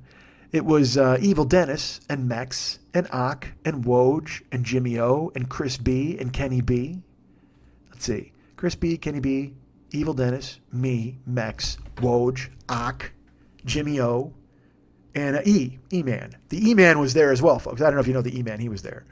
But, and then we rented a house out in the middle of nowhere. Dudes, so we get picked up at the airport. We go right to the game. We see the Cub game. And the first Cub game we go to, Cubs are playing the Diamondbacks. And there's like 9 of us. And we're sitting there, and Evil Dennis he's made the acquaintance of everybody around us because that's what he does. He talks to people. He talks to kids. He talks to waiters. He's very glib. And now you think to yourself, well, isn't that the kind of thing you do, Mike? Nah, not really. I mean, I'll talk to people if there's a conversation that breaks out, but I'm not introducing myself to people all the time like our great friend Evil Dennis does. But the thing is, he's just a confident sort of guy who's good looking, and he has that swagger about him of being the rich guys. You know, if I'm going to eat the rich, I should start with Dennis. And people love him. He's just that guy. He's just got, or people hate him. He's just that weird polarizing, because that's the thing. All of us hate him. Certainly we hate him. However, all of the people surrounding us, they all love Evil Dennis because they don't know he's Evil Dennis yet. He's being friendly in a ballpark. But we had seats in 2 separate sections. So I get a text from Dennis about the 4th inning. He's like, hey, man, there's nobody in this other section. Come on over here, which was weird because the game was sold out. But there were people because it was in the middle. It was in the sun. So what happens is in Phoenix, when it's sunny, a lot of people will go sit. They'll go stand up on the catwalk or like on the concourse, and they'll eat food and drink while they're watching the game from up there because they don't want to be in the fucking sun. Well, I don't give a fuck. I'm in the sun. And I paid for it, by the way. I have sun poisoning on both arms, like bumps all the way up from my fucking wrist all the way up to my elbow. And my forehead is all red. But I look better with some sun. I like having sun. I'm getting a little too close to the mic there, I think. Why am I telling you? Nobody fucking cares. Anyway, so we go to sit with them, and we're sitting in this section, and it's, Ock and E-Man and Jimmy O are sitting about 2 rows ahead of us all the way on the aisle. And we're on the other opposite side. There's 6 of us. And behind us, there's these dudes. Like I said, it's the 4th inning. It's the 5th inning. And these guys are clearly engaged in what I will call 8th inning behavior. They're drunk, and they're yelling loudly. And this is the thing. They're not heckling in a shitty, mean way. They're just being fucking dumb. Like, funny excuses everything. If you're heckling and being funny and you're getting people to laugh, that's one thing. But these motherfuckers, you know what they're doing? They're yelling at the Cubs first baseman. They're yelling his name, Rizzo, Rizzo. They're doing, smile, we need a smile, Rizzo. Like, they're trying to get Rizzo to smile and wave. What kind of a torture you're trying to get the first baseman to smile at you? I mean, Jesus Christ, this isn't Stonewall. It's a fucking baseball park. So then they start yelling at the fucking first base coach, Venable, they're just, all they're doing is little tip of the hat there for the boys, tip of the hat for the boys. And there's one dude who's a foghorn. The rest of the guys are all yelling and they're stupid, but this dude will not stop. And he's yelling and he's just fucking going at it, screaming, yelling. And it's this thing, we're all looking at one another. And, it's Pacino in Scent of a Woman. If it was 20 years ago, I would have taken a fucking flamethrower to those guys. Because I asked, because I couldn't, turn around and stare at him. I had Woj on my right. I go, how many are there? So he counts them up, and there's like 6. And there was one big dude. I mean, like big fucking defined muscles arm. And I'm like, all right, well, either me or Ox can get that guy. And then the rest of us are just going to fucking scramble. And it's funny because I have my Fitbit watch on, and like I was going to take my watch off, but then in my head I was like, well, fuck. Fight is cardio. Like, I got to leave this on. Like, my go-to move used to be take my watch off in case I was going to fucking throw down. Well, now, this thing fucking measures my heart rate. I got to leave this thing on. A fight is cardio. I'm not going to fucking miss out on that opportunity. I got to check my heart rate. I got to get those fucking steps in, man. If I'm stepping on a guy's head, it's still steps. But we just sat there and we looked amongst one another. We just kind of looked, and part of me wanted to pull the trigger. I'm going, dude, shut the fuck up. Just stop. You're just being stupid and you're fucking annoying people. Because it went on for a good 2 innings. Every time the Cubs would be in the field, they yell at fucking Rizzo. And when the Cubs were at bat, they'd yell at the first base coach, tip of the hat for the boys. And again, like I said, if you're funny, it's fine. But you're just loud and stupid and drunk and obnoxious and young. And that was it. They were young. And all of us are now old. And it was funny because we're looking at one another. And there's these women from Iowa in front of us. And finally, I just said, man, it is no fun sitting by the ghost of the UN of evil past. And Woj laughed, and the girls looked, and they go, did you used to behave like this? I go, probably. And she said, and then Woj, he just leans forward, he goes, yeah, but we did it right. We were funny. And she goes, yeah, this is not funny. We go, no, exactly. I go, I'm funny. We know how to be funny. We were entertaining and smart. I go, this is just dumb fucking yelling for no reason. And then the woman laughed. And then about another half inning goes by and they keep yelling. And in my head, I'm going, do I get involved in this? Do I tell them to shut the fuck up? Because that's the thing. If I tell them to shut up, my friends have to back me. And everybody's 50. They got kids. I don't know if these guys want to fucking throw. I don't know if anybody wants to fight. I know Ak will. But I don't know if the rest of them want to. And if it's just me and Ak, honestly, we'll fucking wade in and start throwing punches. That's fine. But and Mex would back me up in a fight, but he doesn't want to. Nobody wants to fight. But here's the most beautiful part of the whole thing. Finally, after 2 innings of this, they start again with the yelling. And about 2 rows behind them, which is 4 rows behind us, you just hear, hey, quit being assholes. We look up. And the only way I can describe this guy is Wilford Brimley in an Expos hat. I mean, it's just this old dude in just those jeans up to his nipples, a fucking baseball hat scrunched on his head, and he's with 4 of his boys. He's with the grandpa crew. He is just these 4. You remember the movie Old Dogs where Travolta and those dudes hit the road? Well, imagine if that was in 25 years, because these dudes had to be 65, and there's 4 of them. And he tells them to shut up. He goes, you're just being assholes. And they're like, hey, we're just having fun at the ballpark. He goes, it's not fun. It's not fun for you. You know it's not. It's not fun for any of us. All you're doing is being a dick. Stop. And I'm sitting there and we just start laughing and fucking Woj just goes, you can't fuck with grandpa strength. It's like, no, man, you cannot. You absolutely can't fuck with grandpa's or grandpa strength. And we sat there and sure enough, all of them shut the fuck up. They shut up. They listened to Brimley in the Expo hat. The foghorn tried. He kept trying to go, little tip of the hat, boys. And his boys wouldn't back him up. His boys stopped yelling. His boys didn't say anything. It was gorgeous. They just shut the fuck up. And I, like I said, it was every once in a while I'll be haunted by something I did. Because I was a heckler. I got banned from my high school baseball team. Because I went and heckled a team. Alan Welch was the catcher, and he told me after the game, he goes, I was crying. I was laughing so hard at the things you were saying. He goes, they would step out of the batter's box and go, who the fuck is this guy? Like, why is this happening? Because I was just bored after detention one day. I went to the baseball game, and I heckled this other team, and I would not stop. Everybody. They got a nickname. Everybody got, the kind of, you know what? This is the kind of shit I will do on Cameo the app. If you call me, I'll heckle your kid's fucking baseball team. But you know me. You've been listening for 10 years. You know who the fuck I am. So when I did that shit at a high school baseball game, he said the team was just baffled because like, why the fuck is this guy doing this? Well, the next day, I get called into fucking Miss Gasper's office. She's like, look, you can't go to these games anymore. I'm like, what do you mean? She goes, you can't go to the games anymore because the baseball coach fucking wrote a referral for me, said I was out of line. Now, I didn't swear. I wasn't a jagoff. I was funny the whole fucking time. Alan Welch told me, he goes, in the dugout, we were crying. We were laughing so fucking hard. He goes, but the coaches, of course, they have no fucking, they wouldn't know funny if it kicked them in the fucking cup. All right? If it kicked them in the nut protector. So these grandpas step up.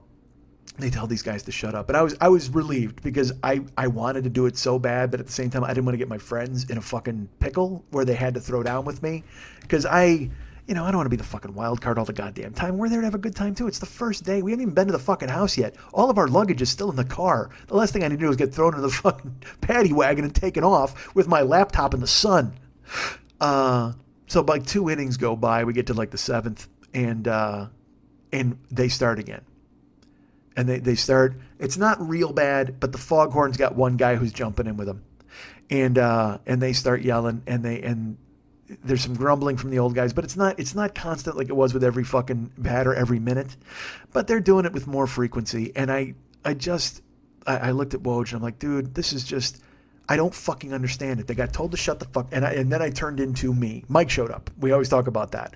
Well, these ladies from Iowa, it was a woman, her mother, and her daughter, and her husband was sitting in another section.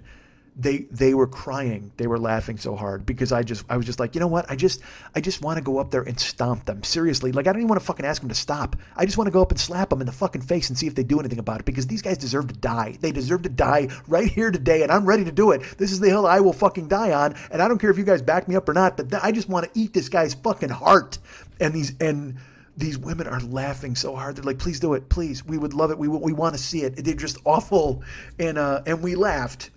But then the 7th inning ended and they fucking bailed. So but then of course my guys bailed. This is another thing I talk about in my younger days. I would have just told them to shut the fuck up, and then we would have gone round and round. With my friends would have backed me up. It would have been them. A lot of staring, a lot of pushing. I don't think anybody would have thrown a punch until they did, and then we would have fucking finished it.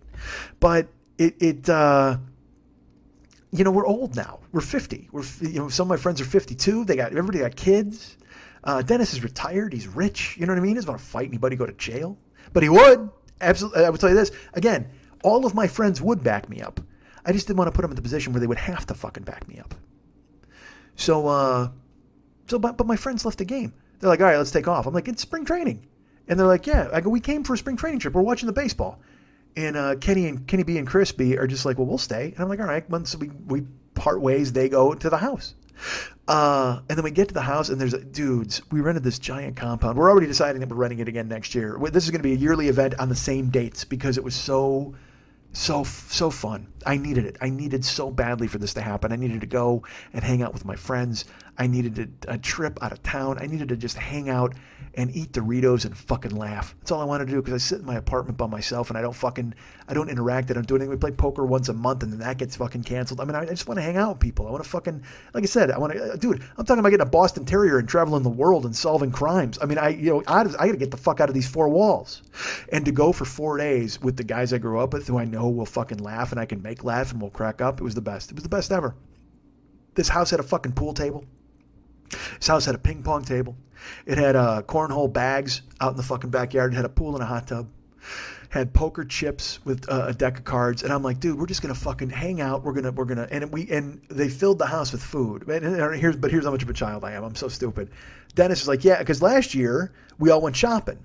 We came up with a list. We started putting stuff on the list, and then everybody went shopping. And we came in. I told you we made spaghetti. We did all that fucking stuff. Well, this year they're like, well, we're going to do steaks this time. I'm like, whatever, man. I'm fucking in. So then at the game, Dennis is like, yeah, man, all the food's waiting for us at home. I go, how? You got into fucking town at like 8. He goes, yeah, no, we told the woman we rented the house, and I paid for it in advance, and she went and did the shop, and I gave her a list. Well, look, I'm fat, man. I don't trust anybody else with the goddamn shopping list. And sure enough, we get to the fucking house, and he had the woman buy chips. Dude, there's 3 bags of salt and vinegar chips and 3 bags of nacho cheese Doritos. I mean, I know he probably just said get Doritos and chips, but motherfucker, you gotta vary it up. Do you know how many colors of Doritos there are? How many different bags? You don't even work in a fucking Cool Ranch, lady? The fuck is your problem? He had her buy cookies. You know what she bought? This is fucking totally true. I swear to God. Kroger store brand chocolate chip cookies are on the countertop. You ever walk down the cookie aisle? It's like Willy Wonka's house. I mean, motherfucker, there's fudge stripes, there's fudge grams, there's grasshoppers, there's Nutter Butters, there's fucking 10 different kinds of Oreos, and you buy me store brand? And even chocolate chip? There's fucking Chips Ahoy, there's Chewy Chips Ahoy, there's M&M filled Chips Ahoy, there's all sorts of Chips Ahoy. These chips weren't Ahoy, these were just chips. There was no Ahoy to be had. Fuck you, my cookie better have an Ahoy. But instead, she brings the fucking Kroger store brand, and she only bought 2 of those. But again, 3 bags of nacho cheese Doritos. There's Cool Ranch, there's Blaze, there's Doritos Blaze. There's Doritos, like roll-em-ups. There's all fucking different flavors. There's taco flavor. You gotta fucking vary it. Again, we're grown men. We're not children. They bought beer, tons of fucking beer, tons of fucking wine, and then they bought diet soda. I go, you don't buy a regular Coke? There's not a regular Coke in this house? So, and again, I'm a child. And again, I know you're like, well, I thought you had a fun time. I did, but you know me, it's also fun for me to fucking complain. I go, next year, dude, just give me a shopping list. I'll go. Because as I've talked about when I go to David's house, you know, Val and Ava are like, oh, we like when Uncle Mike comes over because he buys real ranch dressing. He buys real butter. You know what I mean? It's not this fucking fake knockoff bullshit that Kristen buys. She buys, you know, David's wife. She buys fucking Kraft Ranch, you know, Hidden Valley. There's a Hidden Valley. There's a whole Hidden Valley out there dedicated to making you ranch dressing. Buy it. Buy the best stuff. Like I said, because this is a symptom of my childhood when I was poor and we were eating cereal the church brought and fucking cube steak and powdered milk. Fuck that. And that's why to this day, I will buy, you know, organic bananas. I don't give a fuck what's another 14 cents a pound. I don't give a shit. I want bananas that I'm not going to die from. And you can give me the organic shit is all phony and bullshit. I don't care. I don't give a fuck. The sign says it, I'm happy to pay it. Because as a kid, I couldn't. When I was a kid, I couldn't do these kinds of things. So it ties into me wanting to be a kid again with all these brands and shit when we get there. And also, I wanted to cook. Like I had planned on making my mom's party potatoes because I like doing it because like it's impressive. My friends will be like, God damn, these potatoes are good. And also you get attaboys. It's fucking cool. But these guys, you know, they don't eat starch or whatever the fuck. So like the first night we had chicken and sausage and onions and Brussels sprouts, I think. And then the next night we just had, you know, it's just vegetables. There's no rice. There's no potatoes. There's not a carb to be fucking seen. How do you not have carbs? Jesus Christ, I'm a grown man. I want carbs. At my house now, you know what I'm eating? I'm eating toast again. I'm back on my toast thing where I'm eating that. And dude, I found this bread called Killer Dave's bread. You ever seen that?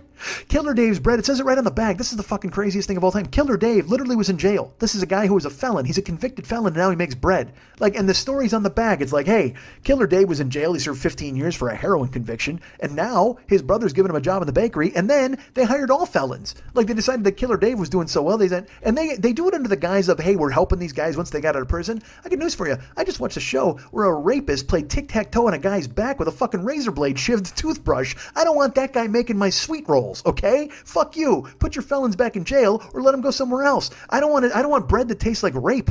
Seriously, it's fucking awful. And I'll be another thing. Maybe that's the thing that gets me off carbs. Actually, you know, when I think about it, fuck yeah. Maybe I'll be a lot more likely to give up carbs if I realize that a fucking embezzler made my fucking snacks. Maybe that'll do it. Hey, you mean to tell me that a pedophile made this bread? I think I'll pass. Fuck.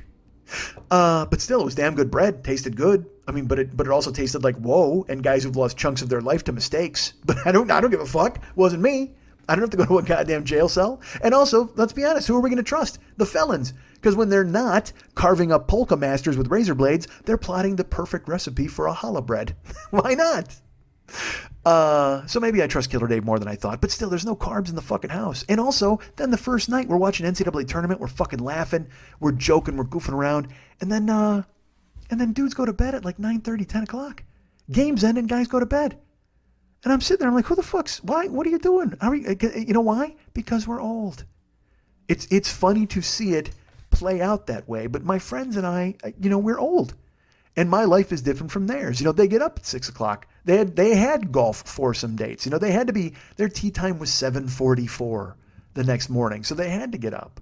Or they got up that morning at 6 and went to the fucking, you know, and flew in. And so they're tired. And they're also grown men because, you know, the way I feel about buying food brands, that's how they feel about going to bed or living their life. They're like, fuck it. Who are you to tell me to stay up, man? So they would crash or they'd fall asleep on the couch in front of the TV. And it would just be me and Mex. Like by the end of the night, it's just me and Mex up until like 2:30 in the morning talking. And then I'd go into my room and I'd stay up until 3:30 or 4 on the internet.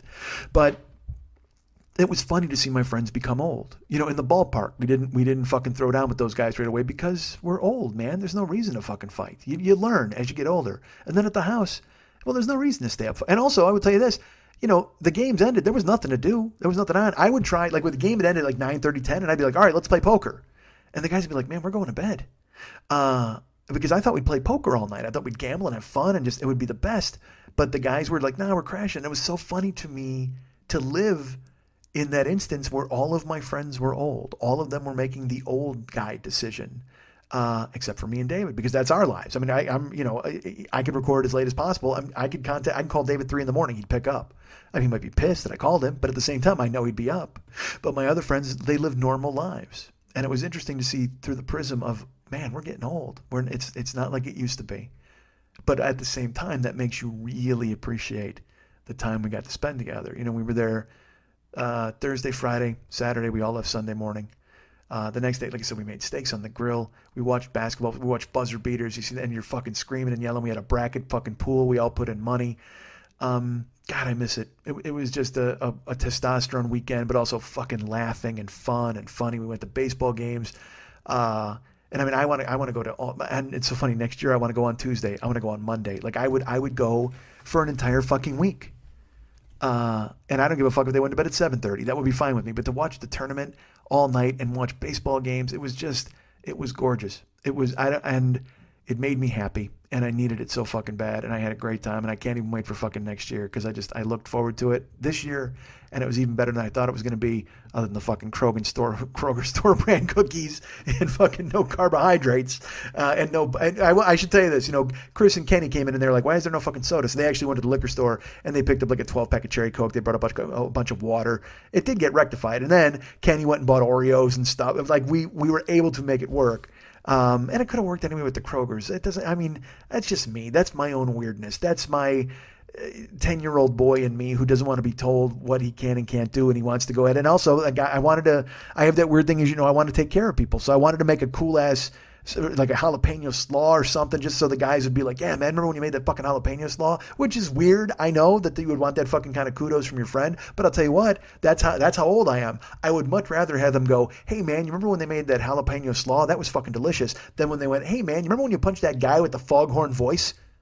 Remember when you decked that fucking guy at Sloan Park and got dragged off to fucking baseball jail? No, I don't want that. Remember your scalloped potatoes and your jalapeno slaw? That was mighty delicious. Instead of, hey, remember that time you punched that guy so hard his tooth went all the way and broke your skin and then your hand got infected and swelled up like a fucking balloon? Remember that? No, man, I want to get my knife skills complimented. I want to chop a nice cabbage so everybody loves that. I don't want them to go, hey, remember when you fucking knocked that guy unconscious? Although there's something to be said for knocking a guy unconscious. I'm not going to argue with you.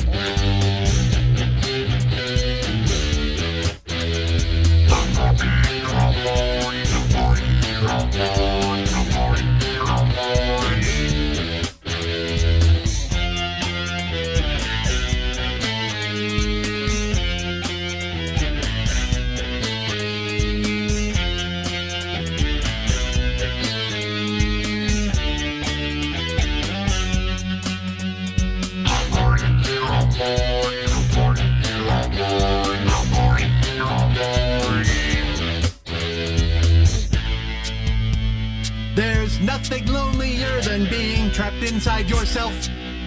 It's easier to hide when you pretend you're the nice.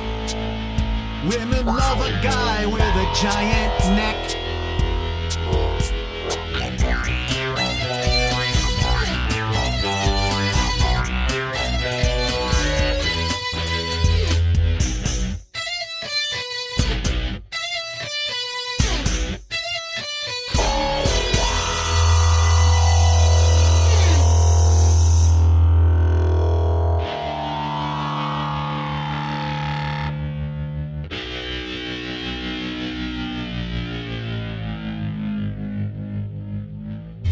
We here, we are playing on a level that most will never see.